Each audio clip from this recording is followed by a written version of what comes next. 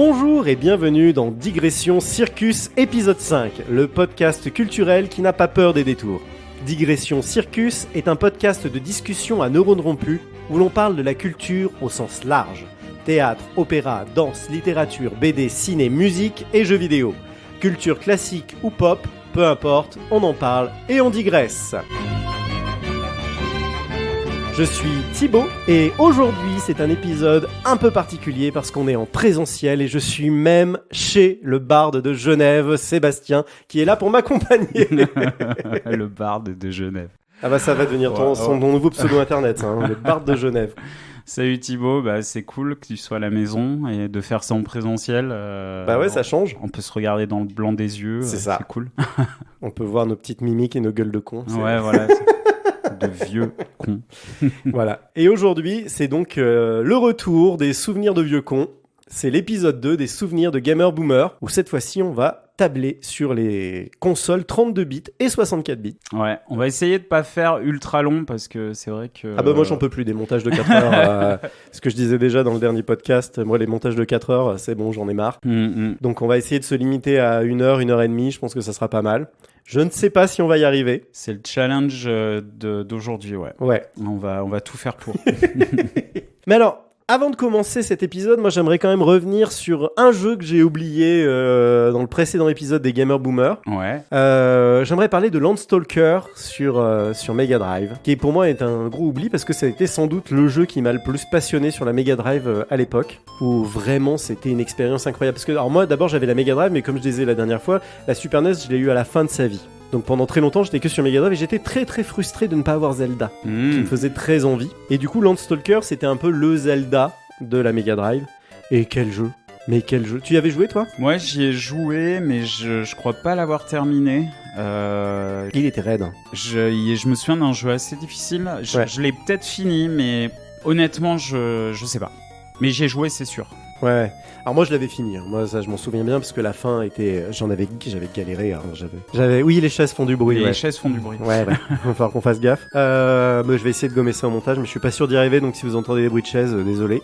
Mais oui, moi c'est un jeu qui m'avait vraiment marqué et qui était assez incroyable. Déjà il était traduit en français, ce qui était assez rare pour l'époque. Et c'était une aventure incroyable. On jouait un aventurier qui était à la recherche du trésor du roi.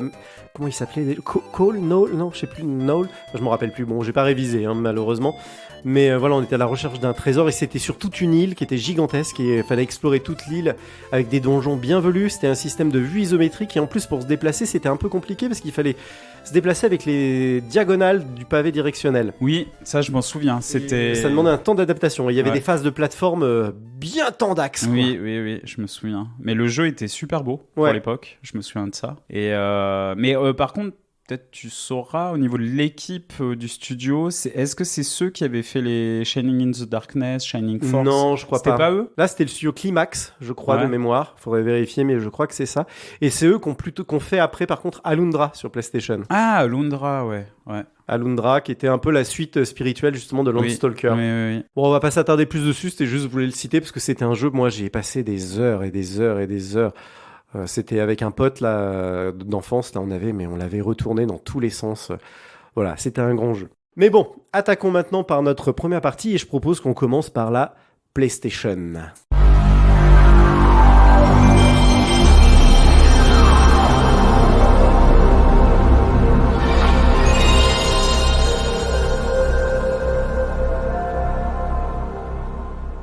Et il y a beaucoup à dire. Il y a beaucoup à dire, ouais. Il y a une sacrée liste de jeux sur PlayStation. Et alors moi, la PlayStation, c'est la première console que j'ai eue le jour de sa sortie. Ok. Et je m'en rappelle encore, c'était le 29 septembre 95. Waouh.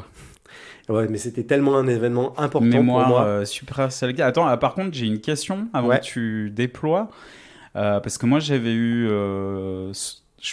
j'avais dû me poser la question, est-ce que toi, t'avais eu le doute entre je prendre une PlayStation 1 ou une Saturn? Ah bah bien sûr. Ouais. Ouais, moi j'avais hésité complètement entre les deux, sauf que la PlayStation coûtait 1000 balles de moins que la Saturn. Ah oui. Et à la base, j'étais plutôt parti pour la Saturn, parce que j'étais très attaché à Sega, à la Mega Drive. Et du coup, naturellement, je me serais dirigé vers la Saturn, mais Sony, première console, ils ont marqué un grand coup. Et il y avait eu d'ailleurs, c'était l'année du premier E3, je crois. Ouais. Et où du coup, je crois que Sega avait fait c'était la technique classique de Sony, tu sais, ils passent en deuxième dans les conférences. Et Sega avait fait sa conférence en annonçant le prix de la Saturn qui était à l'époque, qui devait être, alors c'était en dollars je crois, le 3, et il devait être à $399 ou un truc comme ça. Et Sony, une heure après, annonçait la PlayStation à $299. Ah ouais. Ouais. Et en France, je crois, si je me souviens bien, qu'elle devait être à 1900 balles. Je sais plus. Oui, je m'en souviens très bien. Ouais, c'était dans les 2000 balles. 1990 ou 2090 euros. 90 francs, pardon. On était en francs à l'époque. 2090 balles, ouais, c'est dans ces eaux-là parce que moi. Alors que la Saturn était à plus de 3000 balles, je crois, en France. Ah ouais. Ouais, elle était autour des 3000 francs. Et mes parents avaient absolument pas les moyens financiers de m'acheter une console à 3000 balles. Déjà, donc oui, la Saturn était à plus de 3000 francs et mes parents avaient pas du tout les moyens de me payer ça, quoi. Donc du coup, je m'étais rabattu sur la PlayStation un peu par dépit, mais en même temps, elle me faisait quand même très envie. Hein. Je veux dire, elle était très axée 3D, alors que la Saturn avait encore pas mal de 2D. Ouais. Et la 3D, à l'époque, c'était un peu le futur. Alors que c'était complètement dégueulasse. Les premiers jeux 3D étaient dégueulasses. Et donc, je me rappelle que le premier jeu que j'ai eu dessus, c'était Toshinden. Comme moi. Et Toshinden, c'était alors, maintenant, tu reprends ça dans les mains, c'est dégueulasse, c'est injouable. T'arrives pas à faire un seul coup, enfin, c'est horrible. Par contre, à l'époque, c'était la claque. Ah oui, j'ai passé une paire d'heures avec Toshinden, la vache. Ouais. Alors qu'objectivement, maintenant, Street Fighter 2, qui sortait 2 ans avant, était beaucoup plus jouable avec le recul. Il a pas trop vieilli, alors que Toshinden est injouable maintenant. Mais le fait que la caméra tourne, qu'on puisse tourner autour de l'adversaire, c'était ma boule. C'était vraiment ma boule. Ouais, et puis moi, la PlayStation, pendant des mois, j'allais dans les magasins et puis j'allais regarder. Et puis j'étais là, je dis, un peu comme dans Wandsworld, un jour elle sera mienne. J'avais pas l'argent non plus. Mais je me souviens, avec un de mes potes, on était allé à Avignon dans un magasin. Et ils avaient la PlayStation, mais en version japonaise. Ah oui. Et donc c'était avant la sortie de la française. Ouais, c'était avant la sortie de la française et on était allé voir et ils avaient, je me rappelle, on avait vu une démo de. Et non, c'était après. Non, c'était après parce qu'on avait vu une démo de Biohazard 1. Ouh. Ouais. Ah ouais. Et sachant que mon pote. Donc Biohazard, Resident Evil. Resident Evil 1, ouais. Et je sais que mon pote, comme moi, on est des gros fans de films d'horreur et tout ça, de zombies et tout, et puis le choc, quoi. Ouais. Alors on était là, mais il faut absolument qu'on joue à ce jeu, il nous faut une PlayStation, tu vois. Et donc moi, ça a été ça, le premier contact, la première envie d'avoir une PlayStation. Je me suis pas trop posé la question Saturn PlayStation, ça a été rapidement PlayStation, mais je sais plus pourquoi. Ou peut-être juste le prix, ouais, comme tu dis. Mais ouais, moi, ça a été vraiment ça l'élément déterminant, quoi. Ouais, mais j'avais zappé qu'il y avait une telle différence de prix, par contre. Ah oui, c'était 1000 balles, il y avait quasiment 1000 balles de différence. Ce qui est pas négligeable. Ah ouais, non. Et comme toi, premier jeu. Non, j'avais eu il y avait un jeu que j'avais eu avec la console, mais que j'avais eu à 50 balles. Une espèce de jeu de plateforme horrible. Jumping Flash. Ouais, Jumping Jack Flash. Affreux, ça. C'était atroce, mais bon, voilà, j'avais eu ça. Et puis Toshinden, un peu de temps après. Mais la vraie claque avec la PlayStation, c'était pas tant Toshinden que le CD de démo. Avec le T-Rex. Ça, putain, mais je l'ai fait tourner un paquet de fois, mais c'était ouf. C'est trop dingue, un T-Rex en 3D.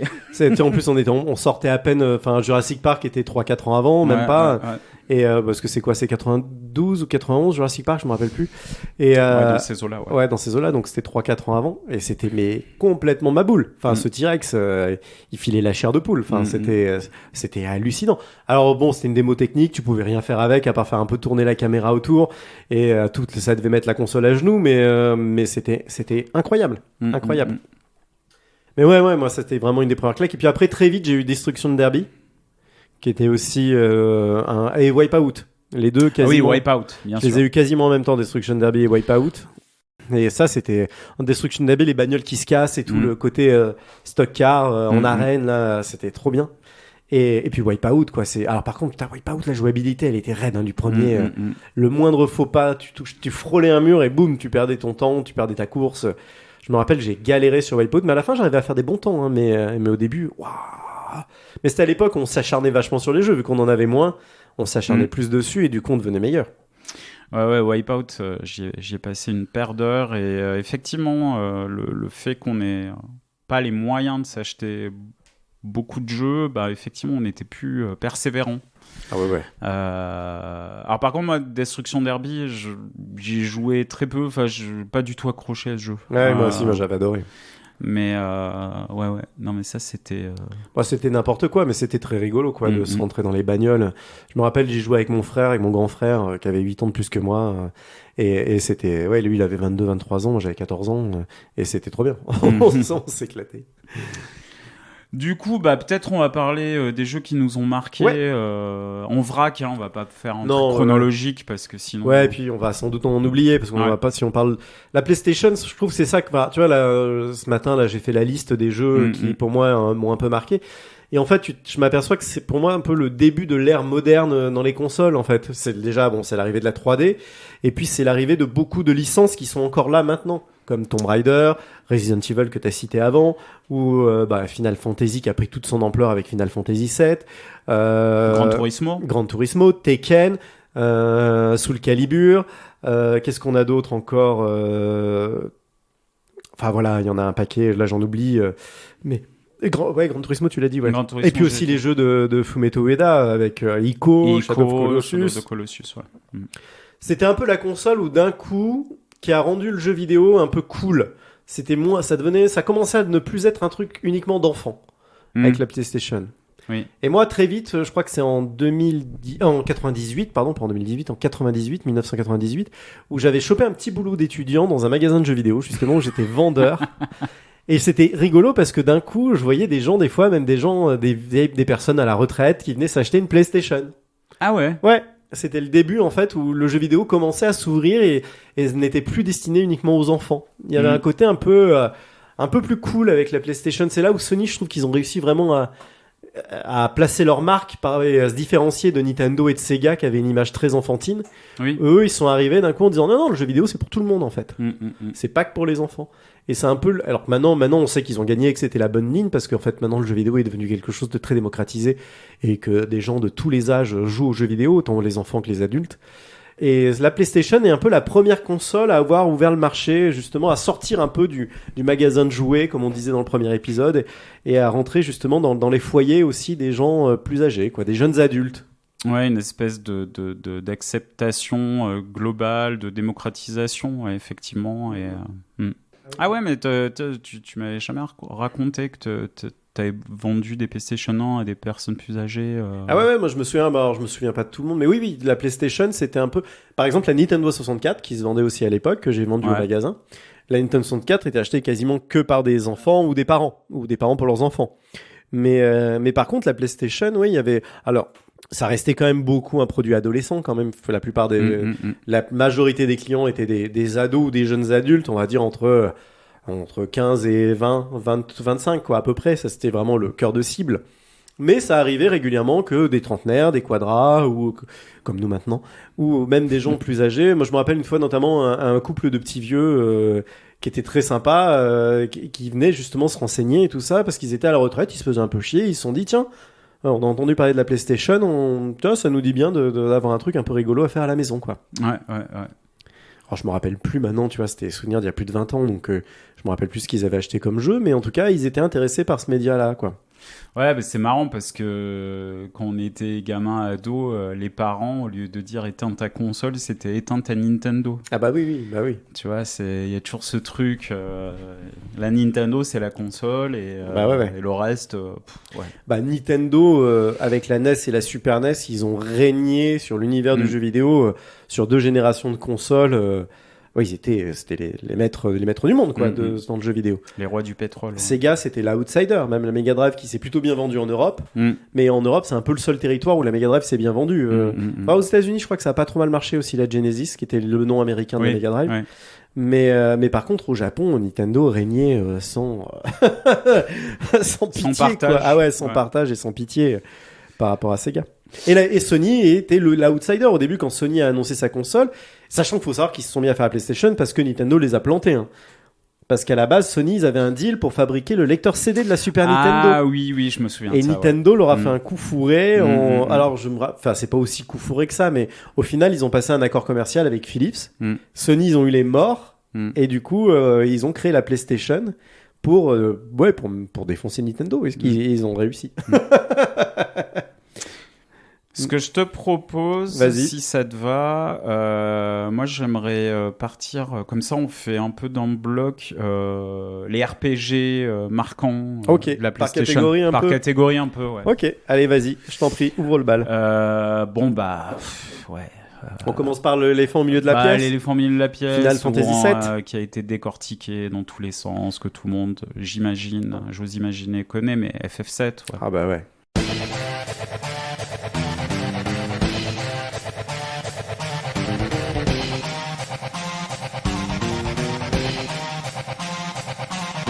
FF7, grosse claque. Grosse claque. Enfin, qu'est-ce qu'on... Ouais, plutôt... Bah après, ça sert à rien d'analyser FF7 parce qu'il y a de très bons bouquins chez les sœurs d'édition. Si vous vous intéressez à l'histoire de FF7, le Légende de Final Fantasy VII chez sœurs d'édition est vraiment un bouquin de référence très très intéressant et d'analyse sur l'œuvre, sur comment l'œuvre a été créée, sur ce que ça raconte. Enfin, c'est un vrai bouquin de référence. Mais par contre, plutôt sur notre ressenti, qu'est-ce que c'est peut-être ça qui peut être intéressant. Mais rapidement, un peu, toi, dans quel état d'esprit t'étais quand tu l'as eu, quoi? Est-ce que c'est un jeu que t'attendais ou est-ce que ça a été une surprise? Est-ce que t'avais déjà entendu parler des Final Fantasy? Est-ce que t'avais déjà joué à Final Fantasy avant? C'est quoi cette question de merde?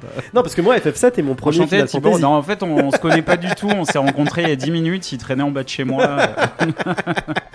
Bah oui, bien sûr, on en a déjà parlé, mais j'avais fait... moi, mon FF préféré, c'est le premier que j'ai fait, c'est le 4. Voilà, j'en ai déjà parlé. Le FF7, bien sûr... qui ne l'attendait pas, enfin à l'époque, tout amateur de RPG japonais l'attendait.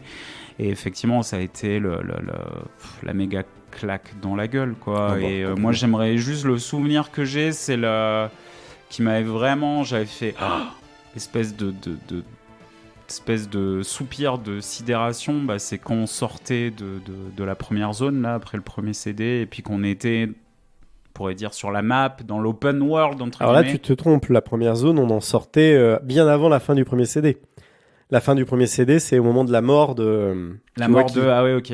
Donc j'ai dit n'importe quoi, mais c'est-à-dire le fait de passer de la ville où il y a, en plus, il y a ce truc de claustrophobie, tout est sombre, tout est glauque. Le Midgard, l'espèce de ville dystopienne comme ça. Et d'arriver sur la carte et on peut aller où on veut. Ouais, c'est un grand souvenir de jeux vidéo. Et puis bien sûr, quoi dire, les personnages, Sephiroth, bien sûr. La mort de 1-1, la galerie de personnages, parce que je trouvais que tous les personnages étaient attachants. Ils avaient chacun, ils étaient super bien écrits.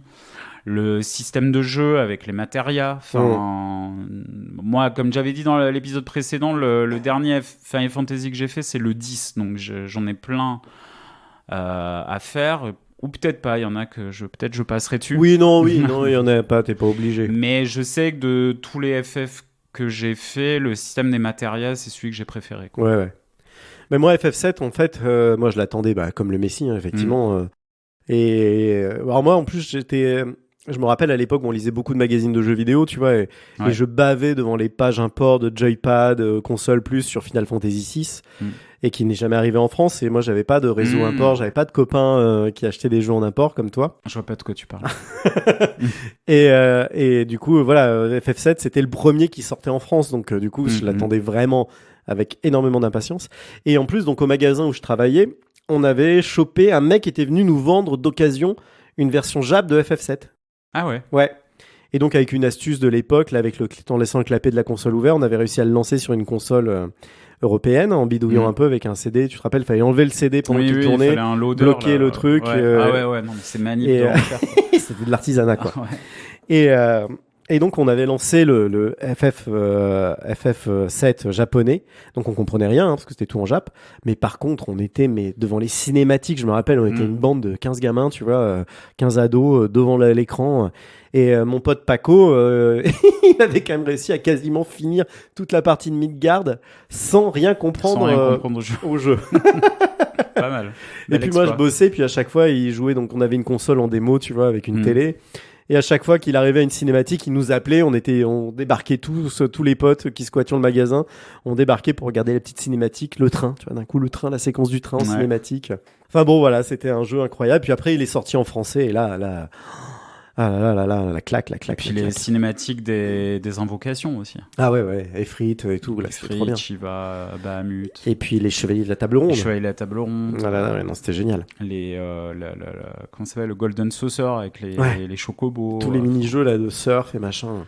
Non, enfin un grand jeu. Les armes aussi à la fin du jeu. Les armes, ah oui. Qu'il fallait battre. Ouais. C'était une espèce de créature à la Evangelion qu'il fallait battre. C'était des espèces de boss, le boss supplémentaire, quoi, optionnel, voilà. Et qui était hyper dur. Il fallait tout maximiser avec la Materia Phoenix qui redonnait vie à toute ton équipe quand tu te faisais swiper. Non, c'était vachement bien. Et mon pote Paco, du coup, quand il a eu le jeu, parce qu'on était une bande de copains comme ça, bien nerds, à traîner au magasin. Et bah lui, il a disparu de la circulation pendant 2 mois. Ah ouais, carrément. Pendant 2 mois, on l'a plus vu. Mais plus du tout. Il a retourné le jeu dans tous les sens. Ouais, quand on l'a revu au bout de 2 mois, il avait toutes les matérias à monter en maître. Il avait, il avait bloqué le compteur de temps du jeu. Enfin, il a dû passer 200 heures, tu vois, dans le jeu. Enfin, je sais plus combien il avait passé d'heures, mais donc on lui avait tous piqué sa sauvegarde pour pas se faire chier à avoir tout au max. Mais ouais, non, c'était génial. Ah oui, parce qu'à l'époque, il y avait les cartes mémoire. Ouais, les memory cards, et on pouvait se copier les sauvegardes les uns les autres, se les passer quand on galérait sur un jeu, c'était pratique. Mais ouais, non, Final Fantasy VII, c'est un des jeux pour moi les plus marquants de la PlayStation. Ouais, je suis d'accord. Par contre, je dirais pas la même chose de celui qui est arrivé après. Ah bah non. Enfin, il a des gros fans, hein, quand même. Ouais, non, je sais, mais... Une espèce de communauté déviante sur Internet qui le réhabilite. Tu vas pas te faire des potes, là. Non, mais c'est avec humour, je dis ça. Mais non, moi, je l'attendais... le 7 avait tellement été énorme. Et puis, avant la sortie du 8, ouais, on a eu pas mal de cinématiques qui étaient dingues. Ah, les cinématiques du 8, pourquoi elles étaient vraiment ma boule. Elles étaient dingues. Et par contre, le jeu, moi, il m'est tombé des mains. J'ai pas du tout aimé. Mais vraiment pas. Moi, je l'avais quand même fini, mais... Déjà, les personnages, j'ai l'impression que c'était Hélène et les garçons dans Final Fantasy. C'était dur. Un peu dur, ouais. Mais c'était une histoire de guerre de fac, si je me souviens bien. Putain, non, c'était pas. Enfin, pour moi, c'était pas possible. J'étais vraiment, je l'ai acheté Day One, je l'avais précommandé, tout ça. Ah ouais, pareil. J'ai vraiment été déçu. L'univers me parlait pas, le gameplay, j'ai vraiment détesté. Et puis, si je dois garder deux souvenirs qui m'ont vraiment mis sur les nerfs, c'était la séquence où t'as l'héroïne qui flotte dans l'espace, là. Ah ouais, ça c'était l'enfer. Bref. Ouais, non, ça c'était l'enfer. Et puis, je me souviens aussi d'une tour, là, où il fallait monter. La prison, début du voilà. CD2, si je me souviens bien. Oh mon dieu, non. Où tu fais des allers-retours pendant je sais pas combien d'heures, où tu dois aller parler à quelqu'un, donc là tu te tapes plein d'écrans et ça monte, tu mets 3 minutes à monter, et en arrivant en haut, il y a une phrase de dialogue, il faut redescendre, reparler à quelqu'un d'autre, puis il faut remonter, redescendre. Non. Je me rappelle, t'as genre 2 heures de jeu comme ça, où en fait tu fais que monter et descendre des escaliers, c'était insupportable. Ouais, non, FF8... Et alors FF9, celui d'après? Bah FF9, du coup, j'étais un peu, comment dire, j'ai été prudent, je me dis ouais, je vais un peu voir, parce que le 8 m'avait tellement échaudé, et en fait FF9, je me suis régalé. Ouais. Le revenir à un univers plus Heroic Fantasy, déjà, j'étais plus en terrain connu, puis je trouvais les personnages vraiment chouettes. Ah ouais, il y avait surtout le petit magicien noir, le petit Vivi, magicien là, ouais, avec Vivi, il était top. Vivi, il était top. Ouais, les personnages étaient vraiment super attachants. Système de jeu, enfin tout ça. Ouais, non, j'ai très peu de souvenirs par contre, mais je sais que je l'ai kiffé. Le seul truc qui me reste, c'est le dernier boss qui avait rien à voir avec la choucroute. Ouais, ça, c'est l'erreur du jeu. Ouais, ça. Je sais pas si c'est une erreur, mais c'est toujours dans beaucoup de RPG japonais. D'un coup, t'as le dernier boss, tu sais pas d'où il vient. Ouais, et puis il y avait effectivement, moi, alors pareil, j'ai pas énormément de souvenirs, je l'ai jamais refait, contrairement à FF7 que j'ai fait plusieurs fois. Celui-là, je l'ai jamais refait. Et dans mon souvenir, les 2 premiers CD c'était top, le 3e était un peu en dessous. Ouais, il y avait était un peu en dessous, ouais. Et la fin notamment, le dernier combat, le combat contre celui qui était censé être le dernier boss, la Kuja, je sais plus comment il s'appelait, mais il me semble que c'est Kuja. Ouais. Ça c'était vachement bien. Et puis après, effectivement, il y a une espèce d'être cosmique qui débarque dans Tsezu. Et là, c'est ouais, ça sert à rien quoi. Enfin moi, ça m'avait un peu bon. Un combat en plus, mais tu sais pas trop d'où il débarque, pourquoi il est là. Enfin, je me souviens plus. Alors peut-être que c'était expliqué dans le jeu, hein, je m'en souviens plus maintenant avec le recul, mais effectivement, ça aurait pu s'arrêter avant. Ouais. Je trouve que c'est ça qui était bien, par exemple, dans FF7, c'est que c'est tenu du début à la fin, c'est Sephiroth le méchant. Il y a pas de fausse révélation et à la fin, c'est encore lui. Jusqu'au dernier moment, ça sera lui et lui, et uniquement lui, ta Némésis. Et ça, je trouvais que c'était vachement agréable, par exemple, dans FF7. Ouais. Mais ouais. Globalement, bon, alors 8 est en dessous, mais globalement, quand même, vu ce qui s'est fait après, je trouve que globalement, les 3 Final Fantasy de la PlayStation 1 sont quand même 3 bons jeux. Parce que le 8 est moins bon que les 2 autres, mais c'est pas la cata non plus. Alors, comme tu disais tout à l'heure, il y a beaucoup de gens qui sont énormément fans du 8. Ouais. Ouais, je serais curieux de savoir ce qui... Et vraiment, c'est sincère, hein, c'est pas... Je suis pas en train de troller, hein, j'aimerais savoir ce qui leur a plu, en fait. Je sais pas non plus. Bref. Ouais, effectivement, puis il y avait cette histoire de voyage dans le temps, là où tu suivais une équipe dans le passé en même temps que tu avais le présent, espèce de pendant, là. Je me rappelle plus trop. Mais moi, c'était surtout le système de jeu qui me gavait, où il fallait voler les magies aux adversaires. Ouais. Et qu'en plus, si tu prenais trop de points d'expérience, les persos, les ennemis montaient aussi d'expérience en même temps que toi. Donc, fallait monter tes compes sans monter ton expérience, parce que sinon, tu te faisais baiser. Et à la fin, les boss, ils étaient trop balèzes, tu pouvais plus les battre. Il y avait un truc comme ça, je me rappelle plus exactement, mais pour moi, le système de jeu était un peu mal branlé. Ouais. Mais ouais. Et après, sinon après la deuxième série de RPG qui vraiment m'a marqué sur PlayStation, c'est les Suikoden. Ouais. Suikoden 1, d'ailleurs je l'avais fait avant Final Fantasy 7 et moi aussi. Et ouais, grosse claque quoi. C'était génial. Ouais. Les 108 persos à les récupérer, t'as une équipe énorme avec un château avec 100, tu peux enrôler qui tu veux. Bon au final, il y en avait plein que ça servait à rien d'enrôler parce qu'ils étaient tout pourris. mais quand même, t'avais une super histoire bien épique, des batailles, t'avais différentes batailles, t'avais les combats classiques au tour par tour et il y avait aussi des espèces de batailles de troupes de régiments contre d'autres armées. Ouais. Un peu une espèce de RTS light quoi, et c'était vachement bien. Pour l'époque c'était super et l'histoire était très shonen. C'était très chouette. Ouais, mais effectivement, dans les 108 personnages, il y en avait qui servaient un peu à rien, mais à chaque fois que tu retournais à ton château, moi j'étais content de les voir. Ouais. Tu dis on est une vraie équipe. Et le fait qu'il y en ait énormément, 108, c'est dingue quoi quand tu y penses. Puis moi ça a dû te le faire aussi. À chaque fois que tu t'arrivais dans une nouvelle zone et t'avais un personnage, t'étais là, tu dis putain, lui je vais le recruter ou pas, c'est possible. Tu sais, tu te dis ouais, carrément. Ouais. Ah ouais, non, c'était un super jeu Suikoden et le 2 aussi était exceptionnel. Vraiment, c'était super jeu quoi. Et là ils vont ressortir là, je crois dans 1 ou 2 mois là, ils ressortent sur PS4 et Switch. Et je pense que ça va finir dans mon escarcelle, la version Switch. Je me vois bien les refaire au fond du lit, tu vois, le soir, un peu comme un bon bouquin. Le 2, je me souviens que j'avais adoré, mais j'ai très peu de souvenirs, ça remonte à tellement longtemps, mais je sais que c'est... Le 1, je l'ai fait 2-3 fois quand même. J'ai un de mes vieux potes d'adolescence, là, de la Drôme, là, il les refait régulièrement, tu vois, tous les 2-3 ans, il se refait Suikoden 1 et 2, quoi. Ça fait partie vraiment de ces jeux les plus cultes. Les jeux doudou cultes. Ah ouais, vraiment, ouais. Et alors, quel autre RPG, toi, t'as marqué Xenogears. Ah ouais, moi, ça, j'ai pas fait. Xenogears parce que à l'époque je me souviens j'étais très anti-linéarité, j'aimais bien les RPG comme FF7, FF6, FF4 où tu peux au bout d'un moment tu pouvais te balader la map, et trouver d'autres quêtes et des trucs et tout ça, et puis Xenogears qui est ultra linéaire, donc je le lance, je me dis oh là là quand même c'est vachement linéaire.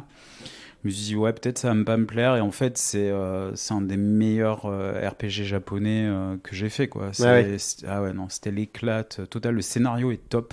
Les personnages sont top. Et surtout, les systèmes de combat, j'avais adoré. Enfin, je l'ai fait en ligne droite. Et ouais, un grand RPG, celui-là, j'aimerais bien qu'il ressorte aussi. Bah, à la manière du Chrono Cross qu'ils ont sorti Ouais, l'année dernière, voilà, ils ont avec ressorti... un meilleur portage, Oui, enfin, ça une serait meilleure bien. adaptation Ouais. que le Chrono Cross, quoi. Mais Après, dans le même esprit, vu que c'est quand même le même créateur à la base, t'as les Xenogears.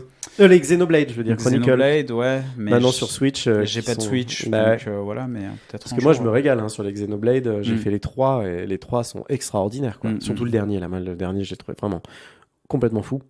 Mais ouais, moi j'aimerais bien. C'est aussi une lacune que j'ai, Xenoblade, et c'est vrai qu'un de ces jours. Xenogears. Xenogears. Ah, ouais, mais ça se ressemble, donc je mélange. Mais Xenogears, ouais, c'est vraiment un jeu que j'aimerais un jour faire. Ouais, effectivement, je pense qu'un petit remake, un petit portage un peu mieux lissé, effectivement, que celui de Chrono Cross, parce que celui de Chrono Cross, c'est dommage, il était un peu dégueulasse. Ouais, c'est dommage. Mais ouais, c'est dommage. Parce que Chrono Cross, quel jeu aussi. Ouais. Ah bah ouais, moi à l'époque, je l'avais bien rouillé, Chrono Cross. Et ouais, je crois que c'était toi qui me l'avais filé quand on était à Avignon. C'est possible. Une version que ton oncle du Japon t'avait envoyée, il me Voilà, semble. c'est ça. Ouais. Ouais, comme Xenogears d'ailleurs. Ouais, c'est ça. Mais Chrono Cross, ouais, pour revenir sur lui, c'est bah pareil, il y avait pas mal de personnages à recruter. Ouais, il y avait une bonne vingtaine, je sais plus exactement, mais une vingtaine. Pareil, les cinématiques, magnifiques. Ah ouais. Pour l'époque. L'intro là, elle était ouf. L'intro était dingue et la musique. Ouais. Si vous avez jamais fait Chrono Cross, écoutez la musique. La BO est juste magnifique, notamment la musique quand t'es sur la map. Oui. Qui est supra relaxante. Il y avait et puis il y a une certaine mélancolie aussi dans la musique.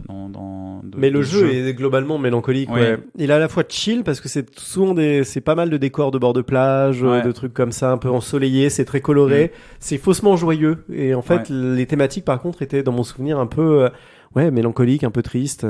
Et surtout, c'était un jeu qui avait énormément de fins différentes aussi. Ah oui, c'est vrai. Il y en avait 8 ou 16, je sais plus exactement. Je me souviens plus. Et un jeu pas facile. Ouais. Je me souviens que les combats étaient vraiment pas faciles. Et notamment pour avoir ces fins différentes, ça dépendait des persos que tu avais recrutés. Enfin, il y avait pas mal de conditions. C'était pas... C'était pas évident en fait. Ouais.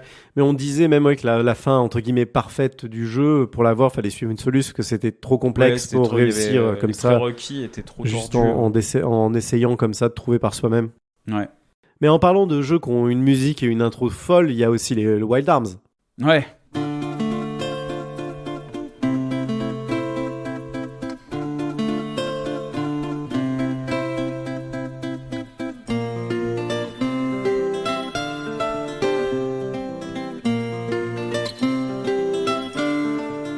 Wild Arms, pareil, moi je l'avais eu en import anglais, américain, au magasin, quelqu'un qui était venu le revendre en occasion, et moi ça c'était bien quand j'étais vendeur, tous les trucs un peu comme ça, un peu niche, un peu rare, hop, direct dans la popoche. Et ouais, Wild Arms, je me rappelle avec les copains là, la première fois qu'on l'a lancé sur la PlayStation, là, la musique avec cette ambiance western, cette cinématique en dessin animé, hyper belle, hyper pour l'époque, c'était complètement ouf. La musique était complètement ma boule. Bah, musique inspirée d'Ennio Morricone. Ah bah complètement. Il y avait un hommage direct au Western Spaghetti de Sergio Leone avec la musique d'Ennio Morricone. Et effectivement, le mélange marchait vraiment bien. Le côté shonen western, c'était shonen western, et puis après les jeux étaient un peu en dessous. Oui, c'était pas des grands RPG, moi ils m'ont pas marqué au final, mais c'est la cinématique moi qui m'a. Ouais, mais je trouve que c'est, je sais pas, il y en a eu combien de Wild Arms en tout 4, non?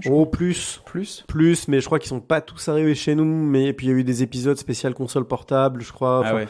En tout, ça doit être, je crois qu'il y a eu 5 épisodes vraiment canoniques, et puis après, il y en a eu 1 ou 2 d'épisodes un peu spin-off sur console portable. Je crois que ça doit être un truc comme ça, ça doit être 6 ou 7 jeux, un truc comme ça, je sais plus. Mais je trouvais le mélange RPG Jap, western super intéressant. Ouais. C'est un truc peut-être même pour d'autres licences qui pourraient creuser, quoi. Ouais, carrément, ouais. Il y a Live Alive qui propose ça un peu. Où il y a un des chapitres qui se passe dans un univers western. Ah ouais, d'accord. Mais non, Wild Arms, c'était un super jeu. Et puis après, dans les grands RPG, il y a le Valkyrie Profile. Ouais. Tu l'as acheté d'ailleurs alors le remaster? J'ai acheté le remaster, je l'ai lancé 10 minutes parce que j'ai pas eu le temps de m'y mettre vraiment. Mais voilà, je l'ai racheté parce qu'à l'époque, ça a été une grosse frustration, Valkyrie Profile, parce que j'étais bloqué tout le temps au même endroit dans le jeu et impossible de me sortir de ce blocage. Mais Valkyrie Profile, ce que j'aime beaucoup, c'est l'ambiance. Hmm. Il y a une espèce de truc un peu sombre, tragique, très mélancolique. Ouais, tragique, moi je dirais, c'est même carrément, on est vraiment dans de la tragédie en fait. Ouais. Ça se rapproche presque à de la tragédie, je trouve, tragédie grecque, quelque part, tu vois, il y a un côté un peu comme Après, ça. c'est relié même au scénario et au personnage de Lynette qu'on contrôle, qui est une Valkyrie. Ouais, qui vient chercher les âmes des morts. Qui vient chercher les âmes des morts, ouais. Et à chaque fois qu'elle récupère l'âme d'un mort, ça devient un personnage qui rejoint notre équipe. Ouais. Mais on assiste, avant qu'elle puisse le recruter, à la mort. Qu'est-ce qui a causé la mort du personnage? Et à chaque fois, c'est des histoires assez...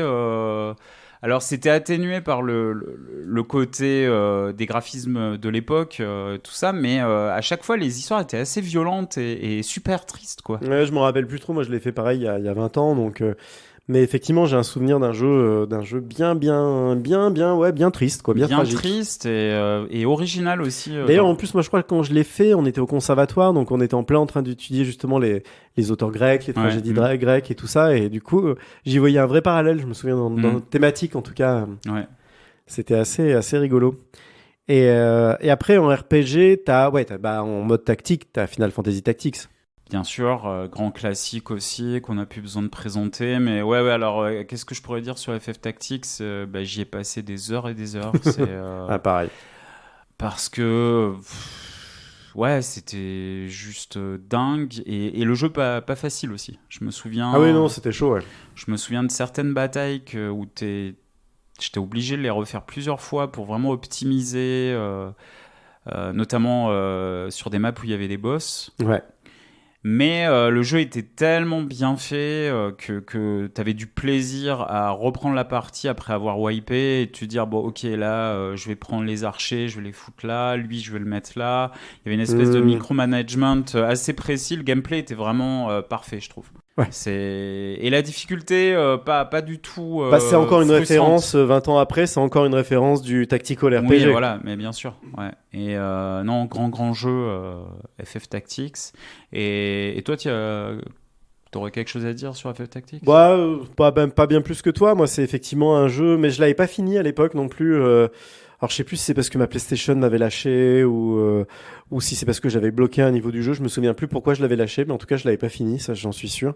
Mais moi, j'ai surtout passé beaucoup de temps après sur la version Game Boy Advance. Il y avait eu Final Fantasy Tactics Advance. C'était pas le même jeu, mais ça reprenait les mêmes principes. Celui-là, par contre, je l'avais vraiment rouillé, je l'avais fini. Mais ouais, FF Tactics, ça fait partie des jeux que j'ai pas fini où je me dis qu'un jour, ouais, j'aimerais bien.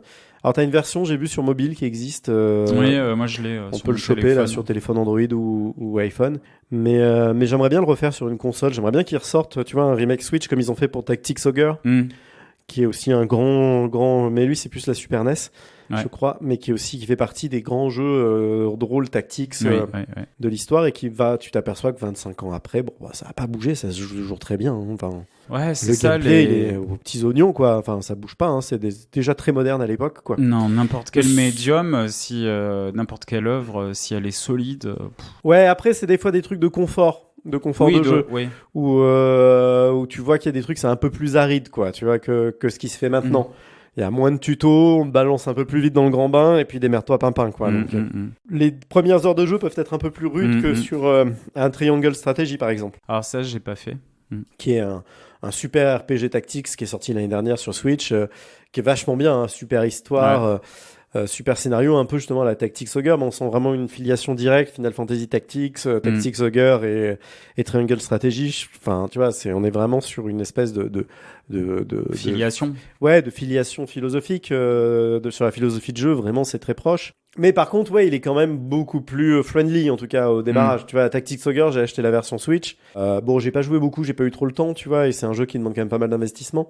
Mais ouais, les premières heures sont un peu raides, quoi. On te balance direct. Enfin, t'as genre un ou deux combats un peu tuto, tu vois, et puis après, tout de suite, on te balance dans des énormes batailles et des top 1, quoi. Mais moi, il y avait un autre tactical qui m'avait bien marqué sur PlayStation, qui était Vandalurt. Ah oui. Tu l'avais fait, ça? C'était un tactical de Konami. Et oui, j'ai fait. Il y en a eu deux. Ouais, alors j'ai pas fait le 2, moi, j'ai fait que le premier. Mais je crois que j'ai fait les deux. Ouais, Et moi, j'avais bien aimé ça. C'était mon premier c'était Tactical. sympa, ouais. J'avais commencé par ça avant de faire justement FF Tactics. J'avais d'abord fait Vandalort. Et ça, j'avais bien rouillé dessus. Ouais. J'avais passé avec un pote, là, on y avait passé bien quelques heures. On l'avait terminé. Et c'était justement à peu près dans les mêmes périodes que Suikoden et FF7, quoi. C'est dans ces eaux-là. Ça devait être 97, 98, tu vois, dans ces années-là. Et ça, ça m'avait quand même bien pris quelques heures, on va dire, de ma vie. Et alors après, pour trouver un genre un peu hybride qui va nous permettre de basculer après vers un autre style de jeu. Attends, mais il y a un autre Tactical dont il faut que je parle parce que j'y ai passé des heures et des heures, c'est Front Mission 3. Ah ouais, ça j'ai pas fait du tout. Et donc il y a un Tactical avec des mechas. Ouais. Et qui d'ailleurs doit être réédité bientôt là. Bah là, il y a le remake du 1 qui est sorti là sur Switch. Ok. T'as le remake du 2 qui est annoncé pour début d'année. Et le 3 doit arriver, je sais plus si c'est fin 2023 ou début 2024. Ok, ben pareil, ça, je te le conseille parce que c'est juste génial. Pas facile non plus. C'était un jeu Square Enix, c'est ça ? Oui. Ouais. Oui. Enfin, Square à l'époque, Square à Squaresoft. l'époque, ouais. Et pareil, tu pouvais, entre les batailles, tu pouvais optimiser tes mechas, recruter d'autres pilotes et tout. Mais je me rappelle, je pense que j'avais passé une centaine d'heures. Les derniers combats étaient vraiment velus. Ouais. Il fallait s'y reprendre à plusieurs fois. Et après, une fois que Ah oui, parce qu'au début du jeu, tu pouvais choisir entre deux persos par rapport à l'histoire. Ok. Il me semble que c'était un mec et une nana. Et après, quand tu terminais, t'avais une espèce de New Game Plus et tu pouvais jouer avec l'autre. D'accord. Si je me souviens bien. Et par contre, je voulais le faire à l'époque, mais j'avais déjà passé 100 heures dessus. Je me suis dit, j'ai envie de jouer à autre chose. Tu m'étonnes. Mais quand le remake sortira, j'avoue, je me le referai bien parce que c'était génial. Vraiment super jeu, quoi. Faut que tu achètes une Switch. Il y a quand même à chaque fois beaucoup de jeux où tu dis putain c'est merde, c'est que sur Switch. Ouais, je sais.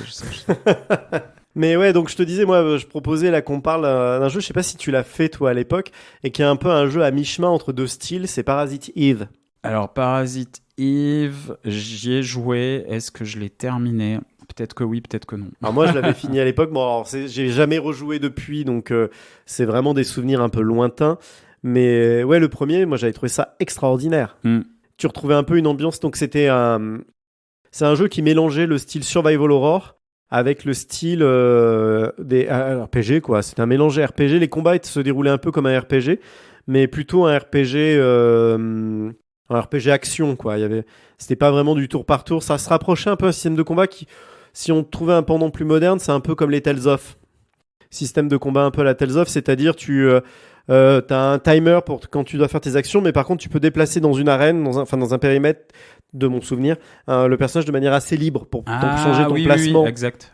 Et t'avais des espèces de lignes de couleurs qui te disaient oui t'es à distance ou tu risques de te faire toucher. Enfin, je me rappelle plus exactement, mais bon, il y avait tout un système comme ça qui était plutôt bien foutu. Et l'histoire était vraiment bien. C'est de la bonne SF horrifique. Et il y avait des cinématiques incroyables, notamment l'ouverture qui se passait dans un opéra. Oui, ça je me souviens. Et où t'as l'héroïne Aya Brea qui se retrouve à aller voir un opéra, et puis d'un coup t'as les gens qui prennent feu et qui tombent des balcons. Tiens, d'ailleurs, j'avais jamais fait gaffe, ça me rappelle une scène d'un projet qu'on a eu qu'on n'a jamais allé au bout. Mais oui, c'était un jeu incroyable et l'histoire était une histoire scientifique à base de mitochondries qui modifiaient, qui donnaient des pouvoirs. Enfin, je me rappelle plus exactement. Ouais, mais elle avait des espèces de pouvoirs de télékinésie. Ouais, c'est ça, à cause des mitochondries qui donnaient des pouvoirs. Ça, là, je me rappelle plus. Une espèce de truc comme ça, je me souviens plus exactement, mais ouais, c'était bon truc SF avec un côté un peu survival horror où les gens se transforment en zombies. Enfin, il y avait un truc assez chouette dans mon souvenir. Mais du coup, voilà, je te disais, ça fait un peu la transition entre deux genres parce que ça nous permet peut-être de parler un peu des jeux d'horreur qui nous ont marqués sur PlayStation. Oui, et puis Resident Evil, bien sûr. Ah bah ouais, le premier. Enfin, les trois. Les trois. Ouais, d'ailleurs, j'ai une anecdote assez drôle parce que le fameux pote dont j'ai parlé tout à l'heure a eu une PlayStation avant moi. Ouais. Et il avait acheté Resident Evil 1. Et il me fait venir chez lui pour montrer le jeu. Ouais. Et il avait branché le son sur sa chaîne Hi-Fi. Et en fait, moi, je fais le début du jeu. Et j'arrive dans la fameuse pièce où il n'y a pas de musique. Et je pense que tous ceux qui ont joué à Resident Evil 1, ils vont comprendre la ref. Les fenêtres. Les fenêtres, ouais. Et cet enfoiré, et je dis ça avec une grande affection pour cet ami, avec beaucoup d'amour. Il avait monté le son à fond dans mon dos. Le vilain. Moi, j'étais concentré en plus. Resident Evil, voilà, premier survival horror, j'étais assez flippé quoi, en jouant. Et puis d'un coup, il n'y a pas la musique dans cette pièce. D'ailleurs, je crois que c'est une des rares pièces où il n'y a pas de musique. Je me rappelle plus.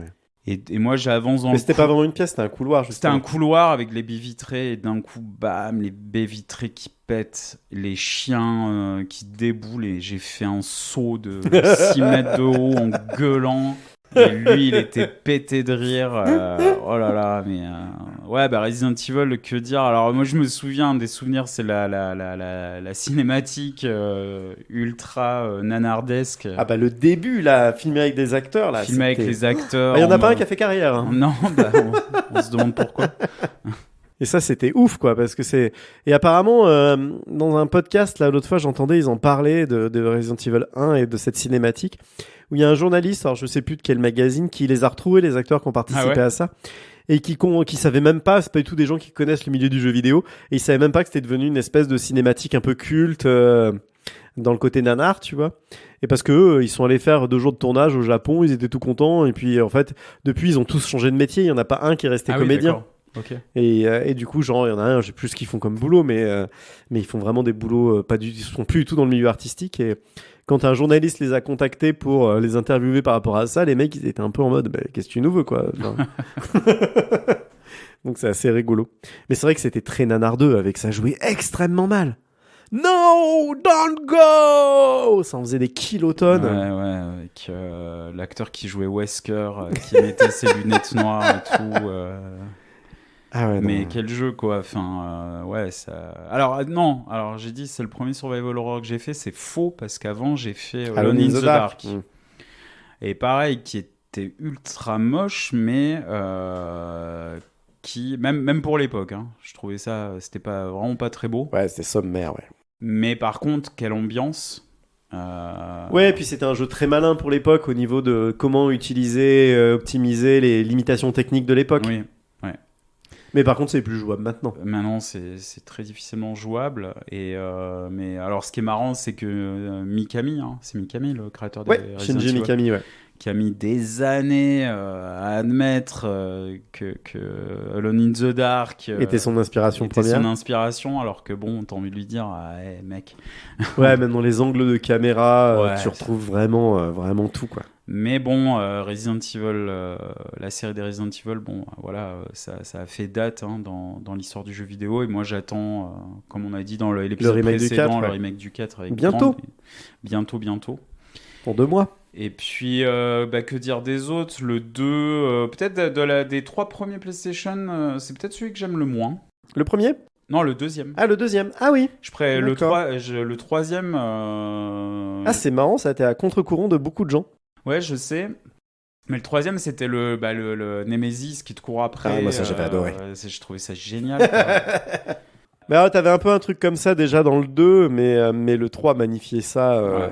C'était hyper flippant, ce Nemesis. À chaque fois que à chaque fois que t'entrais dans une zone, t'entendais Stars. Tu dis, oh merde, il est en train d'arriver. Et ça, je trouvais que c'était une super idée. Ah ouais, non, ça, c'était top. Après, il faudrait que je fasse le 2 était quand même intéressant parce que t'avais quand même les 2 CD. T'avais le CD de Léon et le CD de Claire. Et tu pouvais le faire dans fallait faire les 2 jeux, les deux CD. Et selon dans quel sens tu faisais, ça changeait un peu l'histoire. Si tu faisais d'abord Léon, si tu prenais des armes dans les coffres, après quand t'arrivais avec Claire, le coffre était vide et inversement. Oui. Et du coup, fallait un peu s'orienter comme ça. Des fois, fallait laisser des choses, volontairement se priver de certaines choses pour pouvoir l'avoir dans la deuxième partie. Enfin, c'était assez rigolo. Ça te demandait une espèce de gestion comme ça sur les 2 histoires qui se déroulaient en parallèle. C'était assez chouette quand même. Moi, j'avais bien aimé les 3 en fait. Ah oui, moi aussi. Mes 2 préférés, c'est le premier parce que c'était le premier, le troisième par rapport à Nemesis, mais le 2, j'avais adoré aussi. Puis je me rappelle quand je bossais au magasin, le 2, il était attendu comme le loup blanc, quoi. On avait reçu quelques imports, je sais plus si c'était japonais ou américain, mais d'habitude, nous, on était une boutique, on faisait très peu d'imports, et on faisait plutôt que de l'officiel, tu vois, et les jeux en import, généralement, on n'en commandait pas beaucoup parce que ça se vendait pas beaucoup, quoi. C'était pas... notre public n'était pas assez nerd, tu vois, c'est pas comme les boutiques parisiennes à République qui vendaient beaucoup que de l'import quasiment. Là, dans la Drôme, t'avais personne qui était intéressé par là. Enfin, fallait vraiment être les gros fans hardcore, tu vois. Mais Resident Evil 2, on en avait eu quelques-uns d'import et on avait été obligé d'en recommander parce que les gens l'attendaient vraiment comme le Messie. Et je me rappelle même des gars qui l'avaient acheté en japonais alors qu'ils parlaient pas un mot de japonais parce qu'ils voulaient vraiment jouer à Resident Evil 2 le plus rapidement possible. Et qui après l'avaient racheté en français derrière. Il y avait une espèce comme ça de folie autour de Resident Evil 2. Je me rappelle des gens qui venaient me voir tous les jours au magasin. Vous l'avez reçu? Vous l'avez reçu? Enfin, c'était assez rigolo. Ils voulaient leur dose, quoi. Ouais, c'est ça, ouais. C'était un vrai phénomène, quoi, à l'époque, Resident Evil 2. Un souvenir que j'ai du 1, c'est à la moitié du jeu, avec, je sais pas si tu te souviens, d'un coup, on est en caméra subjective. Peut-être. Et on voit une bestiole. Ah oui, dans le premier. Dans le premier, ouais. Ah oui, l'arrivée des Hunters. L'arrivée des Hunters était là, tu sais, en fait, déjà, c'était un nouveau gameplay, on n'était pas habitué, donc c'était un peu galère aussi, parce que c'était rigide.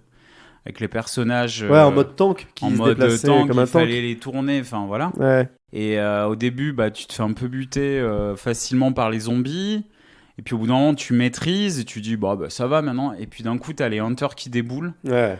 Et en plus, ce qui était trop bien, c'est que tu voyais, donc tu dis mais qu'est-ce qui est en train d'arriver? C'est quoi cette créature? Et en fait, tu te rends compte qu'il arrive dans la pièce où t'es à ce moment-là. Ouais.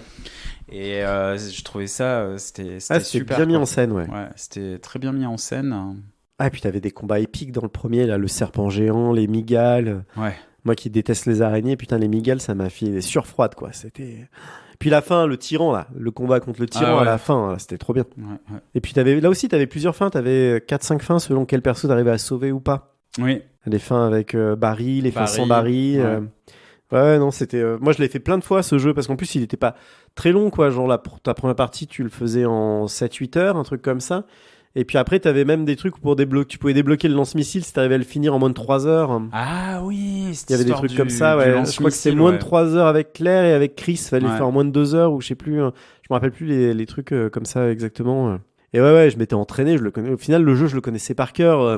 Alors plus maintenant, mais à l'époque, je le connaissais vraiment par cœur.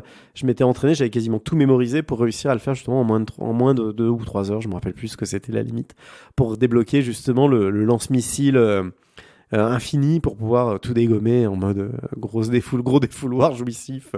Pouvoir se venger d'être mort autant de fois, quoi. Et puis après, à la fin de vie de la PlayStation, t'as eu l'autre licence hyper emblématique du jeu d'horreur qui a été Silent Hill. Ouais. Et notamment, alors le premier était déjà incroyable, mais après c'est une licence qui prendra toute son ampleur plus tard sur la PlayStation 2.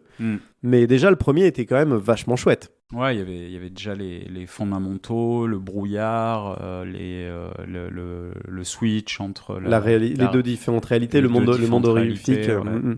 Et t'avais un côté, moi ça me faisait à l'époque, je faisais beaucoup de jeux de rôle et ça me faisait penser au jeu de rôle Cult. Je sais pas si tu avais joué à ce jeu de rôle. Non, j'ai jamais joué à ça. Où c'est un jeu de rôle papier, on joue autour d'une table en lançant des dés et qui se passe dans un monde où de temps en temps le voile de la réalité est déchiré et t'aperçois le vrai monde qui est une espèce de vision des enfers avec des seigneurs démons, enfin des trucs mais très glauques, pas dans le côté Donjons et Dragons, plus dans le côté échelle de Jacob un peu, tu vois. Ouais, d'accord. Et folie, santé mentale, tu vois, une espèce de Cthulhu hardcore.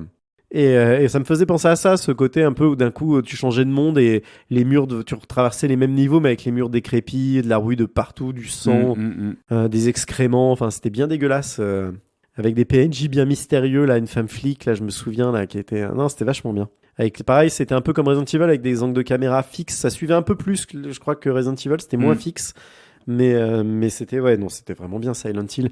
Mais par contre nous en Europe on avait une version censurée, je sais pas si tu te souviens. Oui, il y avait des petits nounours, non? Ouais, ou des petits lutins, je me rappelle plus, alors que normalement c'était des enfants, des espèces d'enfants fantômes aux enfants zombies. Et en Europe ils avaient censuré, du coup on se retrouvait avec des espèces de lutins fantômes. Bon, personne n'était dupe, mais mais ça avait été censuré. Mais ouais, ça c'était vraiment un super jeu, quoi. Et après toi, alors du coup, qu'est-ce que t'as comme style de jeu qui t'a marqué? Bah là, en regardant notre liste, j'aurais envie de parler d'un jeu qui m'a vraiment marqué, que j'avais adoré. D'ailleurs, il y a des rumeurs comme quoi ils aimeraient relancer la licence. C'est Legacy of Kain. Ah oui. Le premier, vraiment... ouais, j'ai adoré ce jeu, quoi. Enfin, l'ambiance. Ah ouais. le fait qu'on dirige un seigneur vampire, qu'on aspirait le sang des victimes. Ouais. Et puis ce côté vu du dessus, un peu à la Baldur's Gate. Ouais, entre Zelda et Baldur's Gate, ouais. Avec des secrets cachés dans le décor. Enfin, il y a... Ouais, j'avais adoré ce jeu, quoi. Je l'ai jamais refait parce que je pense que ça doit être très difficile d'y rejouer. Ouais, alors apparemment sur PC, il y a des versions patchées qui rendent le jeu, modées, qui rendent le jeu plus accessible, qui fluidifient pas mal de choses. Mais par contre, ouais, je rejouais à la version PlayStation 1 maintenant, parce que je me souviens de temps de chargement insupportable. Ah oui, il y avait ça. Où dès que tu ouvrais le menu, t'avais un genre 30 secondes ou 40 secondes de chargement avant d'accéder à ton inventaire. Le truc qui devrait être instantané parce que la moindre modification, tu savais que tu perdais 3 minutes de jeu, quoi. Enfin, c'était l'enfer. Mais il était dur aussi, hein. J'ai souvenir d'un jeu extrêmement dur, des combats de boss hyper rudes, hyper raides, qui ferait passer Dark Souls pour un jeu pour casual gamer, quoi. Souvenir d'un truc vraiment très très raide. Mais ouais, vraiment bien. Et puis sa suite après, Soul River. Soul River, ouais. Et Soul River, mais quelle claque, la cinématique du début. Enfin, le jeu, pour l'époque, c'était une mise en scène de fou. Où du coup, tu retrouvais Kane, qui en fait était devenu seigneur vampire, et tu t'aperçois que tu le jouais pas. Ouais. Et puis il arrachait la mâchoire, la truc très violent où il butait un de ses serviteurs, Raziel. Ouais. Et puis d'un coup, il se retrouvait perdu dans les enfers, ou je ne me rappelle plus exactement du cadre. Et puis t'avais la cinématique qui s'arrêtait et ça enchaînait direct avec le jeu sans différence d'écran. Et ça, pour l'époque, c'était ma boule. Ma boulissime. Et il y avait un côté en plus Metroidvania. Alors c'était plus action, plus jeu un peu, action 3D, on va dire. Que RPG, mais par contre il y avait ce truc un peu à la Metroidvania où tu décrochais des pouvoirs, ce qui fait que ça te faisait accéder à des nouvelles zones. Il y avait un côté un peu hub, comme un peu Metroidvania ou ce genre de truc, Symphony of the Night, où selon les pouvoirs que tu débloques, ça te permet d'accéder à des nouvelles zones comme Hollow Knight ou des choses comme ça. Et c'était très moderne pour l'époque. Oui. Et ouais, non, c'était génial, quoi. Enfin, c'était super. Pareil, jeu très dur. Souvenir d'un jeu assez difficile. Oui, il était pas facile. Mais que j'avais fini, mais que à l'époque on s'acharnait, quoi. Mais ouais, je me souviens d'avoir galéré. Et puis quand même, moi, alors je change de jeu, hein, mais moi, le premier Tomb Raider m'avait quand même marqué, quoi.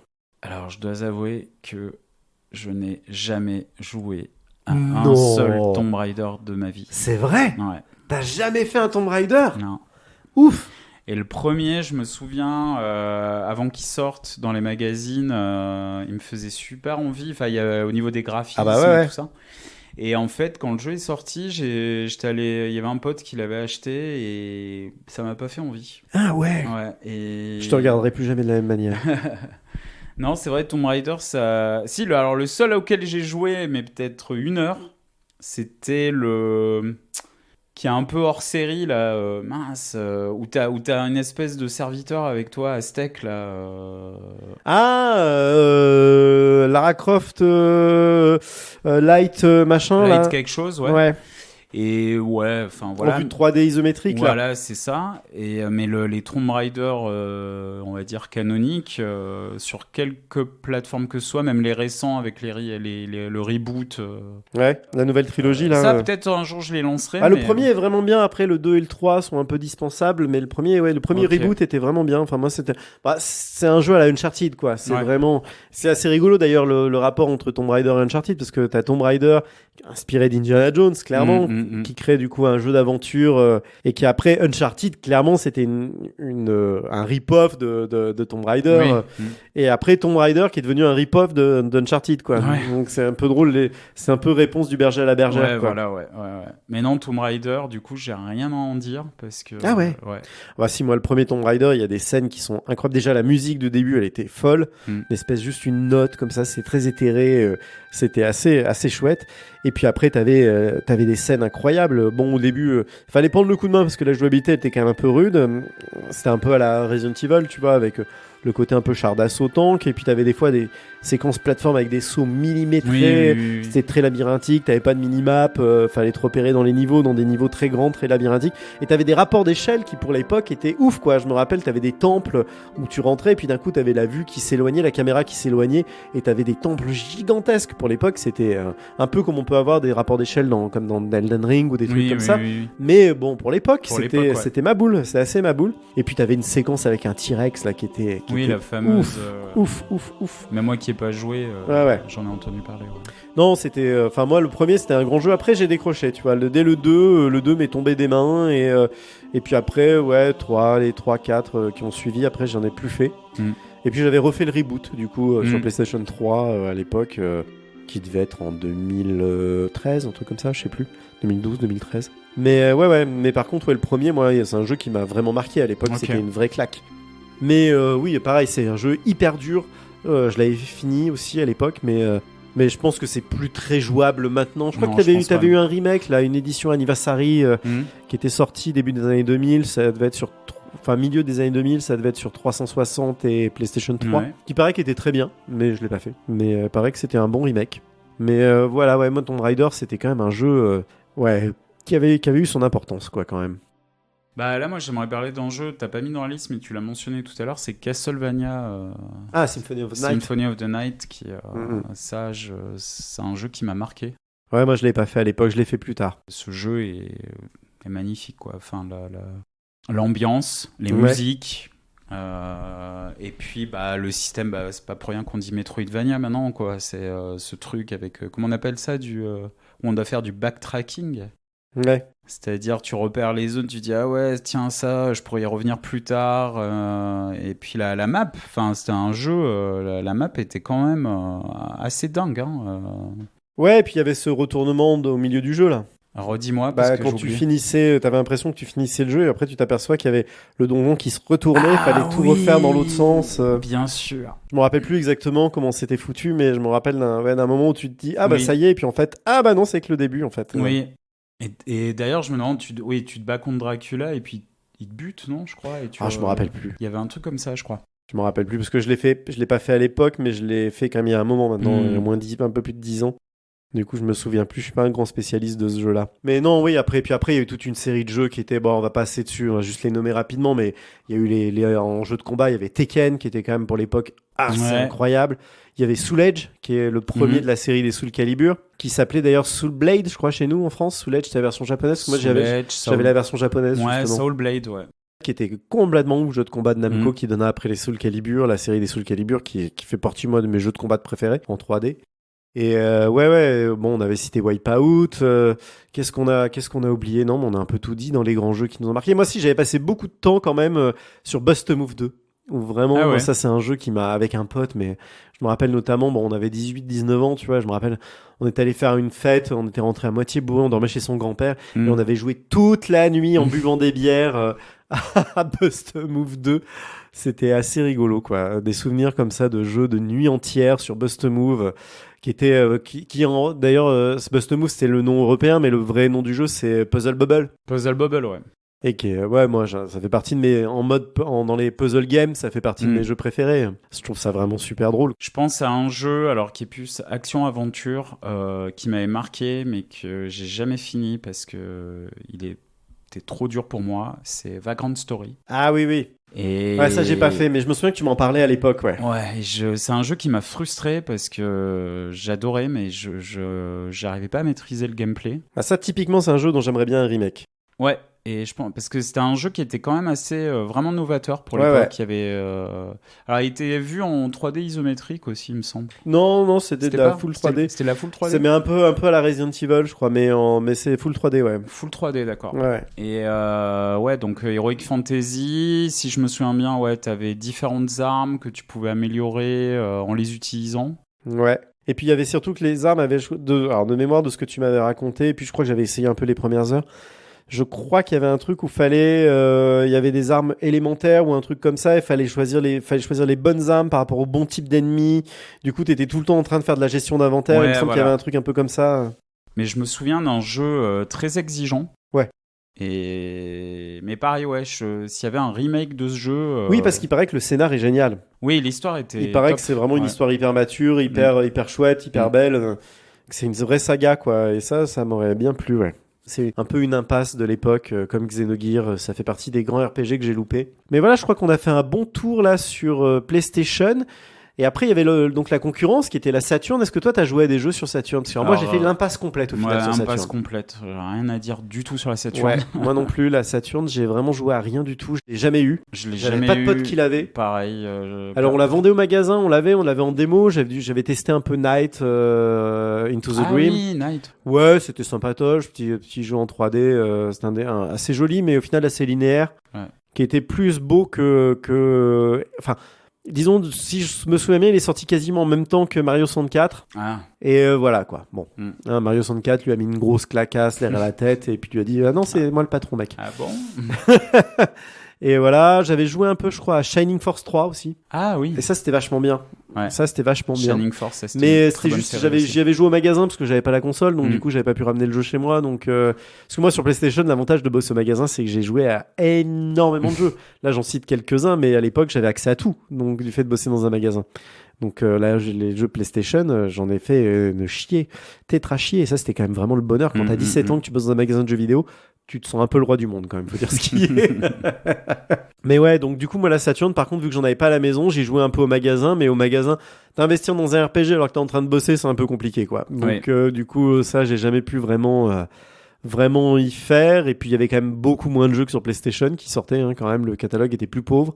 En plus, dans la Drôme, il y avait peu de gens qui avaient la Saturn. On avait très peu de clients qui achetaient sur Saturn, vraiment très peu.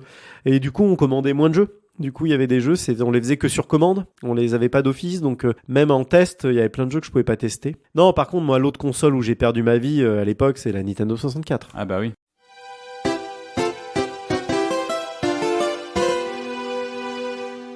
Je me rappellerai toujours la première fois que j'ai vu tourner Mario 64. Et là... Moi, je l'ai pas vu tourner, je l'ai acheté direct. La claque. Et moi, ça a été le choc quand je l'ai eu en main. Ah ouais. Et que t'es là, tu dis, ah mais attends, en tournant les sticks. Bah ouais. Et en fait, maintenant, c'est vraiment un jeu qui a marqué l'histoire du jeu vidéo par rapport à ça. C'était la première fois qu'un jeu en 3D plateforme était jouable. Ouais, voilà. Ouais, tu l'as très bien dit. Et la sensation de liberté. Ah ouais. Tu dis, ah mais je peux aller où je veux. Je peux aller explorer, et puis le gameplay aux petits oignons à la Nintendo, quoi. Alors celui-là, pareil.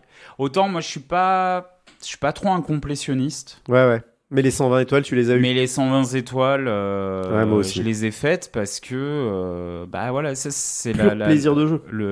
La magie des jeux Nintendo que tu as envie de terminer dans tous les sens. Bah ouais. Ah ouais, non, Mario 64, moi je te dis, la première fois que c'était avant que je bosse à la boutique venait d'ouvrir, tu vois, celle où j'allais travailler. Et un jour, je rentre parce que, une nouvelle boutique de jeux vidéo qui s'installe dans ma ville, bah oui, je vais aller voir, quoi. Et je rentre dedans et il y avait Mario 64 qui tournait sur une télé, mais j'ai bloqué devant la télé pendant, je sais pas, une demi-heure, quoi. Et puis il y avait des gens qui étaient en train d'y jouer, tu vois, et puis j'ai attendu mon tour, quoi, pour l'essayer. Je vais aller voir le vendeur, qui après est devenu mon futur collègue, mais que je connaissais pas à l'époque, et je lui ai demandé si je pouvais essayer du haut de mes 16 ans, tu vois, tout timide. Et puis mais là, j'ai bloqué dessus.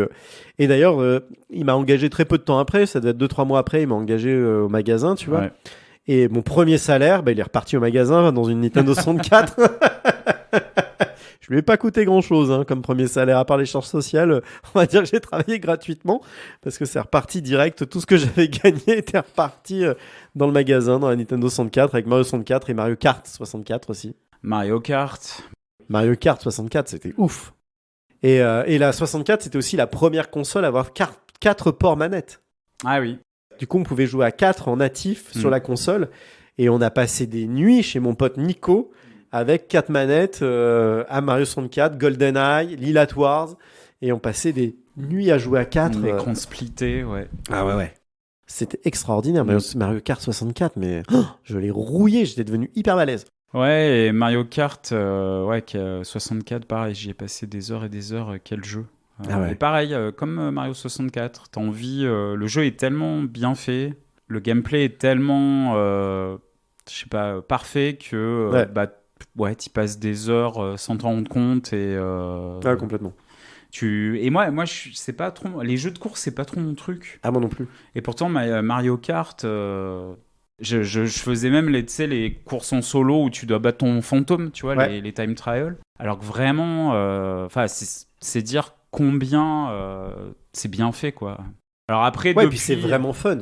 Et moi, j'adorais Oui, aussi c'est ça. les modes arènes, là, avec les ballons, là. Ah oui, oui, oui, oui, oui. Et où, du coup, on se bastonnait dans les arènes, Ouais, là. C'était trop bien. Ah, c'était trop bien. Ouais. Ah ouais, non, ça, c'était génial. Et puis, ouais, les deux, enfin, Mario 64 et Mario Kart 64, c'était des jeux incroyables. Et puis, t'avais Wave Race aussi, je sais pas si tu te souviens. Oui, jeu de jet ski, non? Ouais, et ça, le mouvement de l'eau, pour l'époque. Ah oui, oui, oui. Mais c'était ma boule. Ouais, ouais. Pareil, c'est un des premiers jeux que j'ai vu tourner sur la console et enfin, le jeu était pas si ouf que ça, manette en main, c'était pas extraordinaire, mais voilà, je me souviens de cet été, c'était l'été, je crois l'été 96, et ouais, j'étais donc passé à ce magasin par hasard, mais après je venais quasiment tous les jours, et c'est comme ça que je suis devenu pote avec le vendeur et qu'au final il m'a engagé quand il a eu besoin de renfort pour les fêtes de Noël, tu vois. Mais ouais, c'était ma boule quoi. Et et notamment, en fait, j'ai même commencé d'abord à être pote avec le cousin du vendeur qui venait squatter au magasin et qui même, je crois, avait remplacé Arnaud, qui était le vendeur. Elle l'avait remplacé un été et du coup, j'allais tous les jours et on jouait tous les deux avec Gérald, je crois qu'il s'appelait, de mémoire. On jouait tous les deux à Wave Race, Killer Instinct aussi en jeu de baston. Ah ouais, mais alors j'ai pas joué sur la 64. Et ouais, on s'était fait des ampoules, je me rappelle, parce que le stick de la 64, la croix de direction pour les jeux de baston, elle était hyper raide. Et du coup, on avait les doigts mais défoncés, on avait des ampoules de la taille de nos pouces. T'as fait de la maçonnerie ouais. Non. Ouais, j'ai maçonné des pixels. Je lui ai mis des gros coups de truelle dans sa gueule. Mais ouais, non, c'était une console incroyable. Et puis après, t'avais les grands jeux solo, quoi. Zelda Ocarina of Time, là, bien sûr. Jeu incroyable.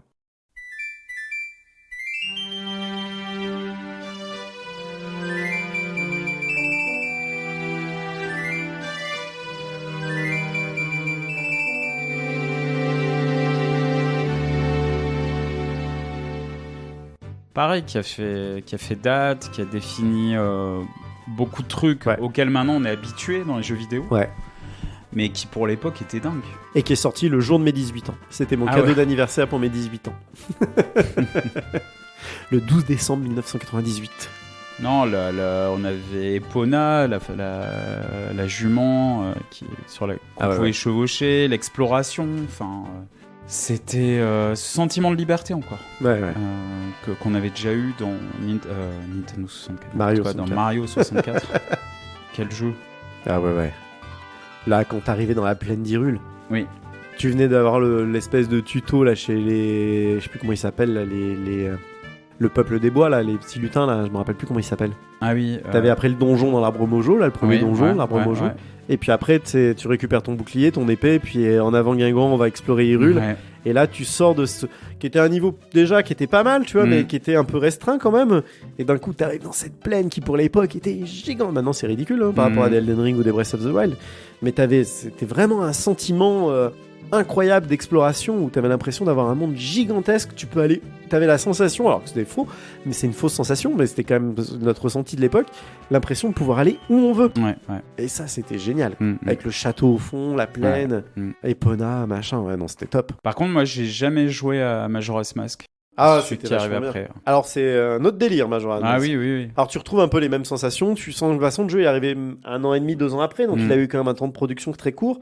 Donc, s'ils reprennent les mêmes assets, qu'ils ont un peu boosté, parce qu'il fallait l'expansion pack, qui était Tu te rappelles, sur la 64, il y avait un cache. Oui, dessus. Je me souviens, ouais. Donc là, il fallait ouvrir le cache, enlever le bloc de mémoire RAM et en mettre un nouveau, beaucoup plus gros, qui permettait d'avoir plus de mémoire et du coup d'avoir des jeux... 4 mégas. Ouais, certainement, je me rappelle plus. Mais oui, c'était un truc sans doute ridicule maintenant, mais pour l'époque, c'était ouf. Et ça te permettait d'avoir des graphismes beaucoup plus beaux. Et Majora's Mask, enfin, beaucoup plus beaux pour l'époque. Ouais. Et Majora's Mask, donc, bénéficiait de ce petit boost de mémoire. Et c'était ma boule. Enfin, tu retrouvais donc vraiment la plaine d'Hyrule, qui n'est pas tout à fait la même, mais le même principe. Mais par contre, le jeu était beaucoup plus sombre, hyper dépressif. Parce qu'en fait, c'est le premier jeu où c'était pas Miyazaki comme... Miyamoto. C'était pas Miyamoto qui était le directeur, c'était le premier jeu d'Aonuma, qui après est devenu le grand Manitou de la série Zelda. Ouais. Jusqu'à... Breath of the Wild, c'est plus lui le réalisateur. Ça a changé jusqu'à Skyward Sword, je crois. Quoique ça a peut-être déjà changé, je sais plus, bref. En tout cas, c'est un des grands patrons de la licence Zelda, Aonuma. Et Majora's Mask est son premier jeu en tant que réalisateur. Et le mec était en dépression nerveuse à ce moment-là. Ah d'accord. Et du coup, c'est pour ça que le jeu est très sombre, très déprimant. Ah ok. Et c'est justement, donc pour situer un peu juste l'histoire du jeu, c'est que c'est alors je me rappelle plus exactement tous les tenants aboutissants, mais en gros il y a un personnage qui trouve un masque maudit et qui le Skull Kid, je crois, qui s'appelle. Oui, Skull Kid, ouais. Voilà, et qui a le masque de Majora sur la tronche. Et en fait, il déclenche la fin du monde où il fait tomber la lune sur la Terre, en fait. Et la lune, elle est un peu une représentation un peu à la Méliès, avec un visage humain, mais hyper angoissante, quoi. Elle a vraiment une gueule avec une espèce de rictus crispé, comme un cadavre un peu, et elle bouge pas, le visage il bouge pas, c'est un truc figé mais crispé et qui descend. Donc le jeu se passe sur 3 jours. Et ça descend, et si au bout des 3 jours, t'arrives pas à aller au bout du dernier donjon, bah, le jeu il est rebooté, mais comme dans Un jour sans fin, tu reprends au premier jour, et puis tu continues ton aventure. Tout n'est pas annulé, les donjons que t'as fait, tu les as déjà fait, quoi. Par contre, les personnages, ils ont vraiment, tous les PNJ ont un cycle de vie sur 3 jours. Donc il y a des choses que tu peux faire que au deuxième jour, des choses que tu peux faire qu'au premier, d'autres que tu peux faire qu'au troisième. Et il y a vraiment comme ça des cycles. Et après, tu débloques des pouvoirs qui te permettent de passer les jours plus ou moins vite avec l'Ocarina. Enfin, tu vois, des petites mélodies à l'Ocarina. Le principe un peu à la Zelda et l'Ocarina. Et il faut gérer ton temps, en fait, comme ça, sur les 3 jours. Et je me rappelle plus exactement, mais c'était un jeu qui était pas simple parce qu'il y avait un côté un peu, fallait observer pas mal, noter un peu des choses pour réussir. Si tu voulais vraiment réussir à faire un run à peu près parfait, fallait quand même avoir des rendez-vous, un timing assez serré surtout. C'est-à-dire, repérer la vie des personnages, les choper à certains moments, faire certains trucs. Parce que t'avais des quêtes, fallait voir tel personnage, mais il fallait qu'il soit à tel endroit, et il était de tel endroit que de 6h à 7h du matin le deuxième jour, tu vois. Je caricature, je me rappelle plus exactement comment ça se passait, mais c'était un peu ça le principe. Ce qui fait que le jeu était pas simple, parce qu'il y a des fois, tu loupais le créneau et puis tu te retapais une demi-heure de jeu pour relancer, revenir au bon moment. Enfin. Puis t'avais des pouvoirs qui étaient vachement bien, où Link pouvait mettre un masque et se transformer. Ah oui. Il pouvait se transformer en Goron, comment ils s'appellent là, ceux qui vivent dans l'eau là, dans l'univers Zelda là, les Zora. Zora, ouais. Ouais, les Zora. Voilà, enfin, du coup, comme ça, en différents types de créatures, en petit peste mojo aussi, enfin, avec les différents masques. Et il y avait même, tu vois, la manière dont il mettait son masque, tu sentais que c'était douloureux pour le personnage. Il y avait un truc, tout était très glauque, quoi. Tout était très. C'était pas un jeu feel good, mais c'était un super jeu. Enfin, moi, j'en regarde un super souvenir de Majora. C'était vraiment, un bon Zelda, quoi. Ça fait partie des bons crus, quoi. Des Zelda un peu mythiques. Mais les deux étaient vraiment, des... Dans les Zelda, ça fait partie des meilleurs. Enfin, tu vois, clairement, je veux dire, je pense que si tu prends Link to the Past, Ocarina of Time, Majora's Mask et Breath of the Wild, voilà, t'as les 4 Zelda qui volent. Après, selon les sensibilités, il y a des gens qui vont dire oui, mais Wind Waker quand même. Mais bon, Wind Waker, le bateau, c'était un peu chiant quand même. Twilight Princess, pareil. C'était chouette, Twilight Princess, mais il n'y avait pas beaucoup d'innovation dedans. C'était un peu une espèce de menu best-of de tout ce qui s'était fait avant. Ouais. Et puis Skyward Sword, qui est un vrai ratage, qui était pas bien, quoi. Skyward Sword, c'était nul. Les donjons étaient pas trop mal, mais globalement, le jeu en lui-même était pas... Pour moi, c'est un des moins bons, des Zelda les moins bons, Skyward Sword. Mais bon, bref, on n'est pas là pour parler que des Zelda. Mais ouais, après... Et puis GoldenEye. GoldenEye, ouais. GoldenEye qui vient de ressortir, là, d'ailleurs, sur Xbox Series X. Ah ouais. Ouais, et Series S, ils viennent de sortir sur le Game Pass le GoldenEye. Je l'ai pas relancé GoldenEye, mais j'aurais un peu peur. À mon avis, ça doit être bien dégueu. Peut-être je le ferai vu que j'ai le Game Pass, tu vois, un de ces jours, le relancer juste pour voir un peu ce que ça donne. Mais pareil, j'ai pas envie trop d'empiéter sur mon filtre HD de la mémoire, tu vois. Ouais. Les souvenirs sont très bons. Parce que pour l'époque, c'est quand même un des premiers FPS console jouables. Oui. Et ça, c'était ma boule. Mais moi, je me souviens, j'avais pas terminé la campagne solo. Ah ouais? Non, je crois pas, mais j'étais pas loin de la fin, sachant que je suis pas trop FPS. Ah oui, moi non plus, mais GoldenEye, je m'avais vraiment fait kiffer. Mais par contre, ils jouaient à 4 en écran splitté avec les potes. Alors, se taper des barres de rire. Ah bah, ça, c'était génial, avec le pistolet d'or, là. Ouais. C'était le premier qui trouve le pistolet d'or et qui course les autres. Je me rappelle du New, je les avais rendus fous, mes potes à l'époque, mes potes d'adolescence, là, je les ai rendus malades parce qu'on n'avait pas. Moi, le jeu était à moi, c'était le mien. Donc je m'entraînais comme un malade toute la semaine, tu vois. Et puis le week-end, on jouait. Et à un moment, j'étais devenu tellement balèze qu'il y avait une fois, on avait fait 50 parties, j'en ai gagné 49. Ah ouais, d'accord. Ouais, il devait être bien content, quoi. Ouais, parce que mais c'était de la triche, parce que en fait, je savais exactement où se trouvaient les meilleures armes. Et du coup, je connaissais le jeu par cœur. J'ai aucun mérite, quoi. C'est juste que le jeu était le mien et du coup, je m'entraînais la semaine pour les défoncer le week-end. C'était assez rigolo, quoi. Mais ouais. T'as encore des jeux, toi, sur 64 qui t'ont marqué? Les principaux, on en a déjà parlé. Bon, bah écoute, très bien. Je sais pas combien de temps d'enregistrement on est, là. Ah bon, on a fait 1h20, je pense que c'est pas mal. On va s'arrêter là pour les jeux vidéo. Et puis, t'as une petite recommandation culturelle, du coup, avant qu'on se quitte? Ouais, mais c'est un jeu vidéo. Bon, bah alors... Ah si, non, par contre, attends, juste avant de finir, Oui. parce que la 64 était aussi quand même une console qui a été hyper innovante sur le matériel, au niveau hardware. C'est la Ouais. première console à intégrer les sticks analogiques, Ouais. et c'est la première console à avoir intégré les vibrations. Ah oui, bah d'ailleurs qui était un pack. Qui était un pack, qui était une Pack option, vibration, qui était le Rumble Pack. Le Rumble Pack. Et qui était une espèce de boule qu'on accrochait à la manette, Ouais, quoi. ouais, je me souviens. De boîtier qu'on rajoutait à la manette. C'était aussi Nintendo, ils étaient quand même hyper balèzes sur les innovations technologiques. Ouais. Il n'y avait pas que sur les jeux et le gameplay, où ça, ils ont toujours été hyper balèzes, mais il y avait aussi quand même, je veux dire, d'un coup, ça a ringardisé un peu la concurrence. D'ailleurs, très vite, Sony ont sorti une manette vibrante, une manette avec des sticks analogiques. C'était en réponse à la Nintendo 64. Ouais. C'est vraiment la Nintendo 64 qui a amené toutes ces choses-là. Ouais, mais c'est vrai, mais non, on est tellement, vu que c'est intégré depuis des années et des années, on se rend pas compte qu'en fait, ça, au niveau technologique, ça a été des petites touches par petites touches. Ah bah oui. Et puis souvent Nintendo, hein. Et souvent Nintendo, ouais. Parce que regarde les boutons de tranche LR, ça arrivait sur la Super Nintendo. Ouais. C'est Nintendo qui a amené ça. Le stick analogique, c'est Nintendo qui l'a amené. Le Rumble Pack, donc les vibrations, Vibration. Ouais. c'est Nintendo.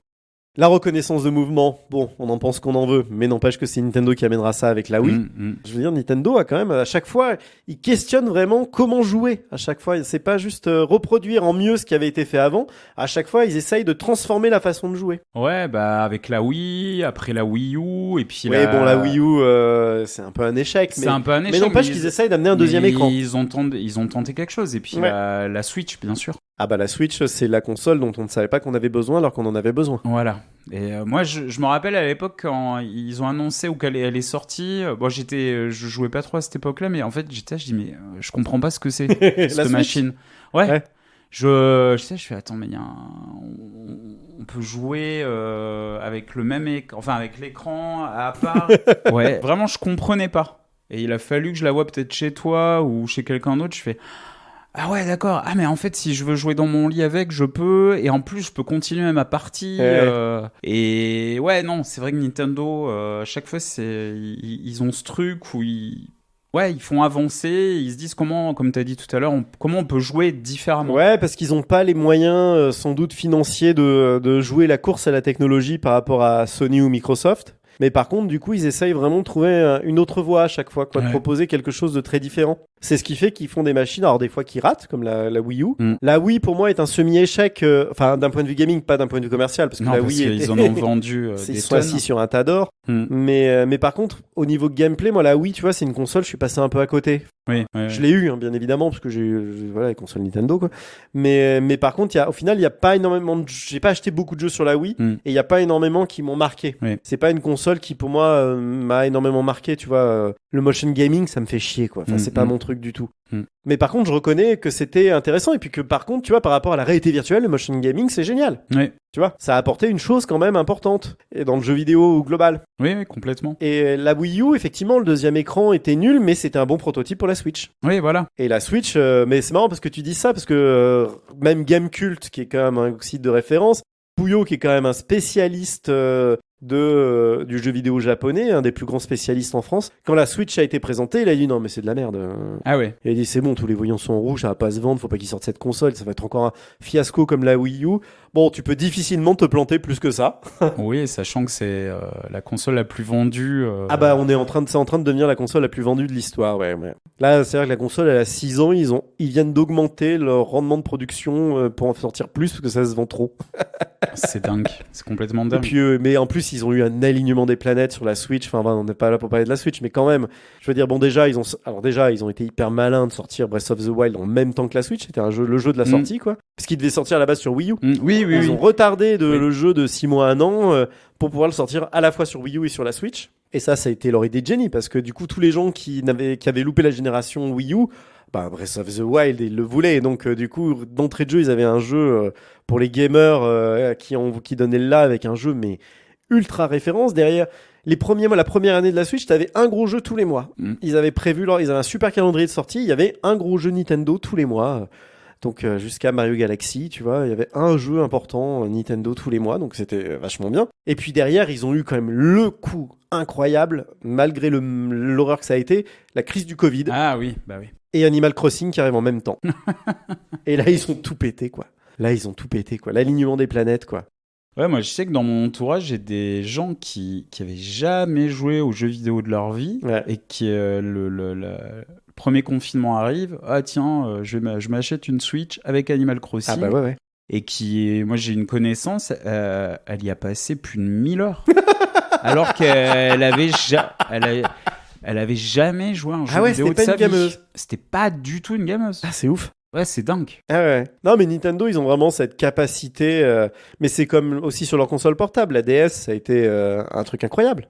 2 écrans, machin. Oui. Avec les jeux du Dr Kawashima, ou du coup, même dans les maisons de retraite, les vieux en avaient. Enfin, c'était.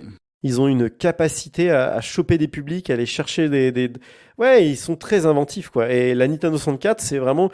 Ouais, c'était le début, je trouve, de ce mouvement-là, quoi. Avec, tiens, on va faire des beaux jeux, on va faire des jeux avec des gameplays nickel, mais par contre, qu'est-ce qu'on peut apporter en plus de physique aussi dans la physique, dans le hardware, avec vraiment du coup ce Rumble Pack et du coup qui maintenant la vibration, tu vois, je me rappelle sur PlayStation 3, ils avaient de la première version de la PlayStation 3, ils avaient sorti des manettes où il n'y avait pas la vibration. Et 2 mois après, ils ressortaient des manettes avec la vibration parce que les gens râlaient. En fait, on y a pris goût à la vibration et dans l'immersion que ça provoque. Et même, tu vois, maintenant, c'est un des arguments de vente de la PlayStation 5, c'est-à-dire les manettes à retour haptique, ce qu'ils appellent retour haptique, qui est en fait juste une vibration améliorée.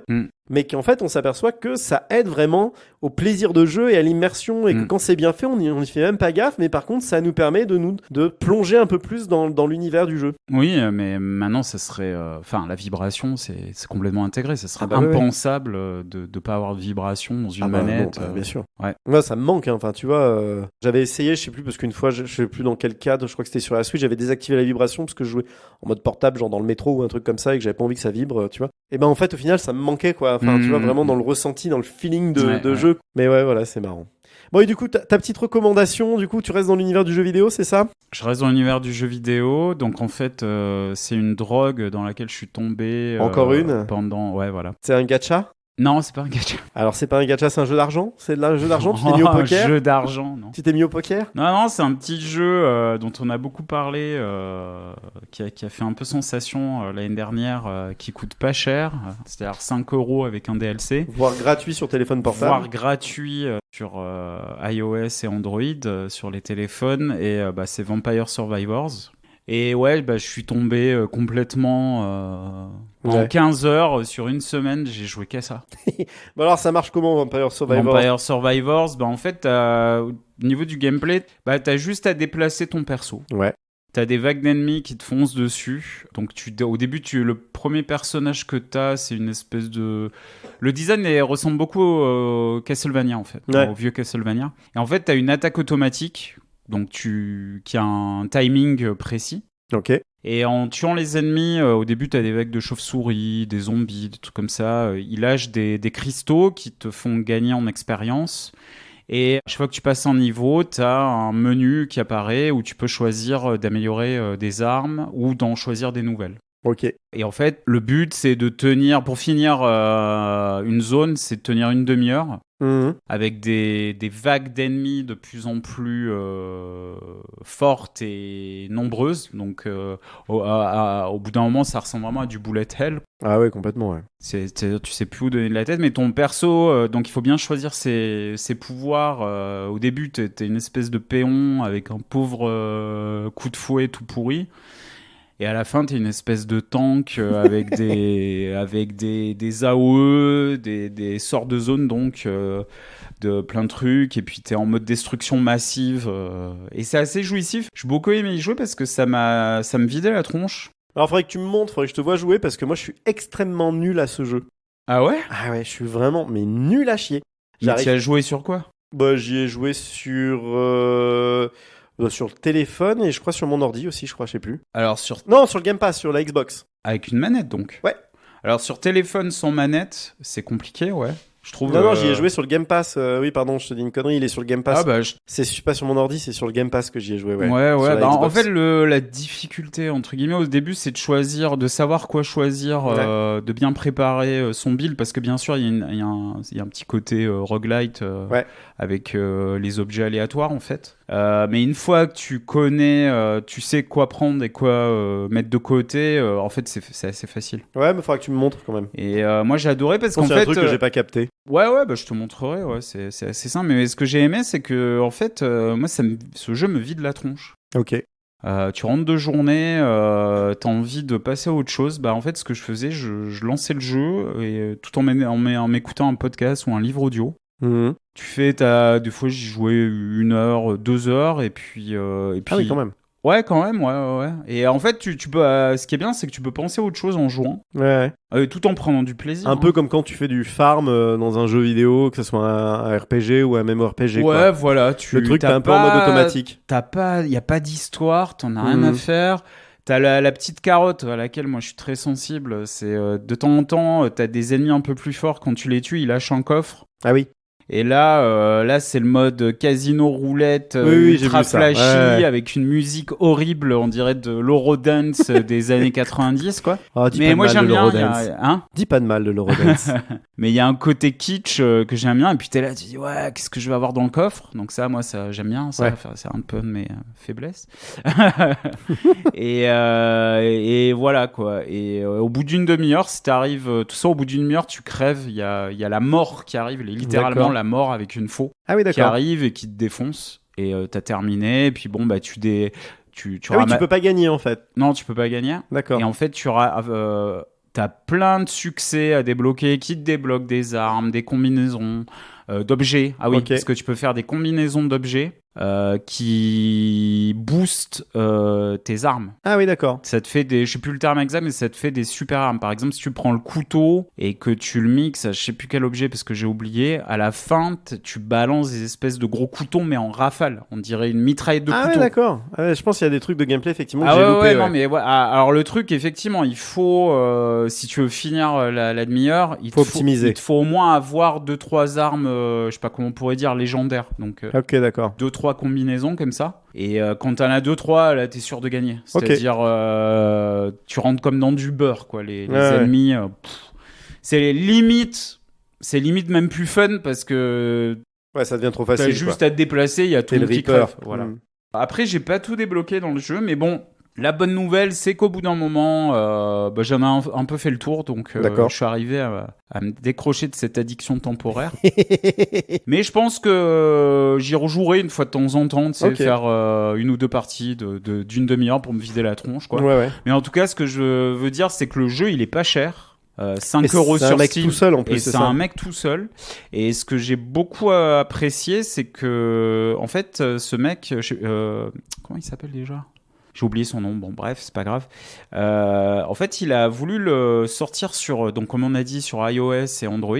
Et pour ça, il est passé par des boîtes qui Ouais. aident les développeurs de jeux à pouvoir diffuser leurs jeux sur les téléphones. Ouais. Et en fait, il s'est retrouvé avec une boîte spécialisée dans ça. Et les mecs lui ont dit, ouais, mais si tu veux, là, il faut que tu mettes une pub. Là, il faut que tu mettes des trucs payants, machin. Et puis le mec, Super. il a dit, ouais, non, mais en fait, je m'en fiche, quoi, parce que moi, j'ai envie que les gens ils prennent du plaisir à jouer. Ah ouais, beau Parce que geste. je pense que ce mec est aussi un joueur. Et il y a rien de plus énervant, tu vois, de lancer un jeu et d'avoir des pubs toutes les 2 minutes, quoi. Oui, puis je pense qu'il a dû déjà gagner suffisamment d'argent en plus Ah oui, sur Steam parce que ça a été quand même des énormes Ah ouais, succès c'est un de énorme cette année, même carton. s'il jouait pas cher. Il a dû se faire les coronesses en or, c'est sûr. Mais en tout cas, je trouvais. Et du coup, il a dit à ses boîtes, il a dit, ah ouais, non, mais moi, j'ai pas envie de ça. Ok. J'ai pas envie que les joueurs il y ait du pay to win ou il y ait de la pub pour ci ou ça. Ah, vraiment à Donc, il a l'inverse dit, de la mode. il a dit, allez tous vous faire voir, le jeu il sort gratuit. Ouais. Et honnêtement, pour un mec tout seul, petit développeur indépendant, alors certes, comme tu as dit, il a gagné beaucoup d'argent parce que ça a été un carton inattendu, mais respect quoi, Ouais, carrément, ouais. respect. Ouais, donc classe. Classe. Donc Vampire Survivors, disponible sur Steam, Game Pass. Game Pass, iOS. Android, iOS. Ouais. Voilà, si vous avez 5 euros à dépenser et Ok. que vous avez envie de passer, vous défouler sur un jeu qui ne demande pas énormément de skill et il n'y a pas d'histoire à suivre aussi, bah allez-y, c'est de la bonne. Ok, très bien, bah cool. Et ben moi, je vais te parler musique je vais te parler d'un album de Trian que j'écoute. Non, je déconne. Trian ou Trio? Non, Trian, mais non, je vais pas parler de Trian, je déconne. Je vais te parler de jeux vidéo aussi. Et on va rester dans la thématique avec God of War Ragnarok, que j'ai fini, ça y est. C'est quoi? Tu sais pas ce que c'est God of War Ragnarok?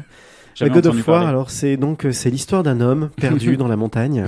Cet homme s'appelle Kratos. Kratos, ok. Et donc voilà, donc c'est la suite du remake, enfin du reboot suite de la trilogie PlayStation 2 et 3 God of War, donc enfin 1, 2, 3. Et donc ça avait un reboot qui a eu lieu sur PlayStation 4 en 2018, si 2018, je dis pas de conneries, ouais, c'est ça, ouais. où du coup on découvrait Kratos, alors cette fois-ci plus dans la mythologie grecque, mais dans la mythologie nordique, dans les pays du Nord, et avec il y a un fils qui s'appelle Atreus.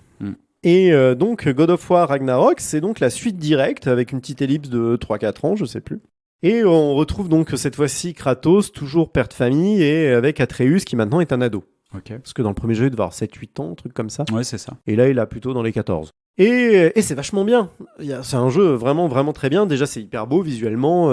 Même si je pense que le fait que ça soit un jeu cross-gen PS4, PS5, on est un peu bridé pour la version PS5 par rapport à ce que ça pourrait être. Ah ouais.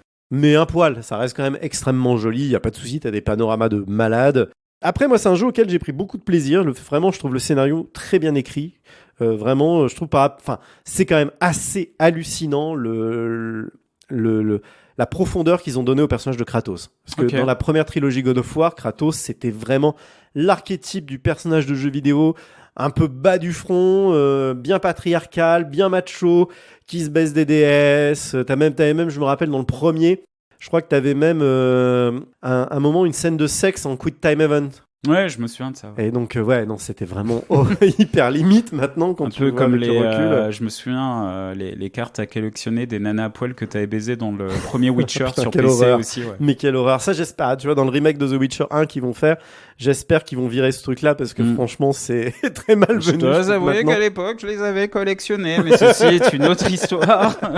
Ah, bah écoute, on était plus jeunes, un peu plus cons, peut-être moins conscients des problématiques modernes. Mais en tout cas, ouais, Kratos, c'était vraiment un personnage bas du front où c'était juste une histoire de vengeance où il passe 3 épisodes à décimer tout le panthéon grec. Ouais, c'était dans de la violence et de la rage. Moi voix ennemi, moi tue, ouais, moi baise. Voilà, et puis je saccage et j'égorge et j'éclate des têtes, des gueules. La mort d'Apollon, là où il lui crève, il explose les yeux, et puis après il lui fait péter le cerveau, il lui arrache la tête. Mais même si c'était très jouissif et que t'avais des trucs de mise en scène, le combat contre Poséidon, là, sur un titan, enfin, c'était ouf, avec des chevaux en eau. Enfin, c'était assez maboule, hein. Mais c'était des jeux bas du front, défoulatoires, un peu adolescents, tu vois. Ouais. Et là, avec le reboot, ils ont amené une profondeur à Kratos qui est quand même assez hallucinant. Tout d'un coup, ça devient un personnage hyper attachant, avec des vrais problèmes, des vraies problématiques psychologiques où tu partages son drame, et vraiment très profond sur l'éducation, sur le père. Dans le premier, on sentait vraiment le mec bourru. Il y a une vraie évolution entre le premier et le deuxième. On sent l'ellipse où en fait, on sent qu'il s'est pas trop, dans le premier, on sentait qu'il s'était pas trop occupé de son gamin, c'est surtout sa femme qui s'en était occupée, et que lui, sa femme meurt dans le premier commençait comme ça, la femme était morte, et il se retrouve avec ce gamin, en fait, ils se connaissent pas, quoi, et du coup, il est très, c'est le dieu de la guerre, hein, Kratos, donc, avec son gamin, il était très, dictatorial, à l'ancienne, c'est pas Montessori, hein, on est bien d'accord, hein. Mais c'est Kratos, enfin tu vois, et il y avait quand même un truc au fur et à mesure du jeu où on sentait l'attachement, le lien qui se créait, qui était plutôt pas mal. Et là dans le 2 on retrouve ce truc là et on est passé quand même à un cap au-dessus, quoi, où Kratos, alors c'est toujours pas Montessori, mais il essaye de s'ouvrir, en fait, de comprendre son fils. Tout le début du jeu, il est un peu en mode non, tu fermes ta gueule, tu fais ce que je te dis et puis c'est tout, quoi. Moi je sais, toi tu sais pas, ferme ta gueule, t'es un ado, tu fermes ta gueule. Et son fils va se rebeller et petit à petit il y a un vrai rapport de confiance qui va se créer où il va apprendre à lâcher un peu à laisser un peu du mou à son fils, quoi, à lui laisser un peu de liberté, respecter la liberté de son fils et à lui faire confiance, ce qui est pas évident au début, tu vois. Et il y a un vrai rapport, enfin, qui passe par plein d'étapes et qui a une belle histoire au final assez touchante, et la fin du jeu est très touchante entre les deux. C'est vraiment un beau rapport, il y a une vraie évolution dans l'écriture qui est, enfin moi je trouve ça vraiment, je suis admiratif des scénaristes de Santa Monica, du studio Santa Monica, parce que de rendre Kratos intéressant, c'était quand même pas gagné, quoi. Ouais.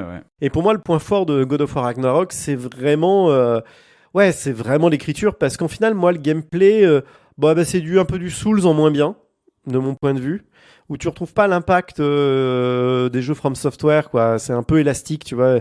Les épées, elles passent un peu à travers les corps, tu sens pas trop les impacts. Et moi, ça me pose un peu problème après avoir passé un certain nombre d'heures sur les jeux From Software.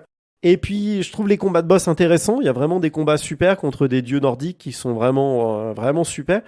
Et puis, tous les niveaux qui sont un peu une succession de niveaux un peu couloir où tu butes du monstre, t'avances, t'as un mini-puzzle, tu butes du monstre, t'avances, t'as un mini-puzzle, tu butes du monstre, t'avances, t'as un mini-puzzle. Un peu rébarbatif. Le jeu, faut quand même un peu plus de 40 heures pour le finir. Ouais, il y a une espèce de systématisme. Ouais, complètement. Et en fait, moi, j'attendais avec impatience les cinématiques et les moments où l'histoire allait évoluer. Et en fait, il y a des moments juste de donjon en fait, qui m'ont fait chier parce qu'en fait... tu fais un peu toujours la même chose, quoi. Même si le gameplay est assez poussé, assez profond pour que tu puisses un peu varier les techniques et les façons de combattre et de charcuter les autres. Mais moi, il y a un moment donné où j'ai passé le jeu en mode facile parce qu'en fait, les combats m'intéressaient pas plus que ça. Et je remettais le mode difficile au moment des boss. En fait, j'ai adapté la difficulté du jeu à ce que j'avais envie de jouer, en fait. Ouais, je vois, ouais. Parce qu'en fait, si tu mettais tout en difficile, tu galérais parce que le jeu est quand même bien en difficile, il est quand même bien ardu. Et là, bon, après, les gens qui aiment vraiment les challenges de jeu, je peux comprendre, mais pour moi, le gameplay est pas assez précis pour que le challenge soit intéressant. Ouais. Contrairement à un jeu From Software, tu vois, où ça me viendrait pas à l'idée, même s'il y avait un mode facile, de le jouer en facile, parce que je trouve que ça fait vraiment partie de la philosophie de jeu. Pour moi, God of War, c'est pas le cas. D'accord. Dans ma perception, on est bien d'accord. Et alors, donc, moi, du coup, j'avais vraiment, au bout d'un moment, j'ai très vite basculé le jeu en facile. Et je remettais la difficulté normale ou difficile pour les boss. Parce que les boss, les combats étaient intéressants, où là, il y a de la vraie stratégie. Ouais. Un peu comme les jeux From Software où il faut étudier les patterns, faut essayer de trouver qu'est-ce qui passe pas. Enfin, ça demande vraiment d'un coup de la réflexion et t'as une vraie sensation de combat, quoi.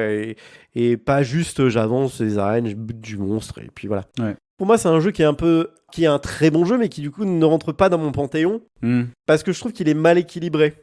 Ça aurait pu être tout à fait un jeu absolument fabuleux s'il avait été plus ramassé, plus court, et si les combats avaient été un peu plus efficaces, les donjons plus efficaces, tu vois. Là, je trouve que bon, voilà. Mais ça reste quand même un très bon jeu. Quand même... Alors, du coup, il est pas dans mon top 3 2022, tu vois, des jeux 2022, mais il est facile 4 ou 5, quoi, tu vois. Ça reste quand même un très bon jeu. Ouais. Mais c'est pas forcément un jeu qui va me marquer pendant des siècles. Mais par contre, je suis très curieux de voir ce qu'ils vont faire de cette licence au niveau histoire. Ouais. Parce que la fin est assez ouverte, il y a plusieurs possibilités sur ce que donnera la suite. Tu sens que ça m'étonnerait pas qu'on débarque en Égypte ou peut-être chez les Incas, tu vois. Qu'on aille buter encore un nouveau panthéon, parce que j'ai l'impression que c'est un peu... Ils vont nous la faire à la Assassin's Creed, quoi. Mais je serais assez curieux après une ellipse de retrouver Atreus et Kratos, tu vois. Ou les deux, ou l'un ou l'autre. Ou peut-être qu'Atreus. Ouais, c'est ça. Ouais. C'est un bon jeu d'action. Mais on n'est pas dans un énorme jeu. On est juste dans un très bon jeu d'action qui mérite, si on aime ce genre de jeu un peu, si on aime les beat'em all et qu'on aime avec une bonne histoire en plus, ça vaut le coup de le faire. C'est vraiment un bon jeu. Mais il faut savoir quand même qu'il y a un gros ventre mou à un moment dans le jeu et que il fait 40 heures, il en aurait fait 25, ça aurait suffi. Ok. Voilà. Très bien. Et super, on a fini pour cet épisode qui au final n'est pas si long que ça, je crois. Ça y est, on a réussi à tenir, je pense, notre timing. Ouais, on a 1h45, ça va. D'enregistrement avec le montage, on va gagner un peu. Mais... Et voilà, c'est tout pour aujourd'hui. Merci Sébastien d'avoir été là. Merci Thibaut. Merci de m'accueillir chez toi, de m'avoir fait un café. Et puis, on va enregistrer un deuxième épisode dans la foulée. J'en rigole d'avant. Qui va être un épisode test, un épisode spécial qui sera pas forcément numéroté celui-là. Je sais même pas si je le diffuserai, on verra ce que ça va donner parce qu'on va vraiment rentrer dans l'expérimental où Sébastien va me faire vivre une aventure particulière. Voilà, vous verrez, ça sera surprise si ça arrive dans le flux du podcast dans les prochaines semaines. Mais merci en tout cas de nous avoir écoutés. Si vous voulez, n'oubliez pas de nous mettre 5 étoiles ou les étoiles que vous voulez sur les différentes applications de podcast, de nous laisser des commentaires, ça fait toujours plaisir. Et puis si vous voulez nous écrire, n'hésitez pas à nous contacter sur notre adresse Gmail digressioncircus@gmail.com ou de nous contacter aussi sur Twitter @digressioncirc. Voilà, avec un C. À la fin. Oui, parce qu'on pouvait pas mettre circus parce qu'on est limité dans les caractères. Voilà, c'est ça. Et puis on a aussi une page Facebook que vous pouvez venir voir. Voilà, on essaye de mettre un peu l'actualité du podcast à jour. Voilà. Merci beaucoup et puis à très bientôt pour de nouvelles digressions. Ciao, à bientôt. Ciao, au revoir.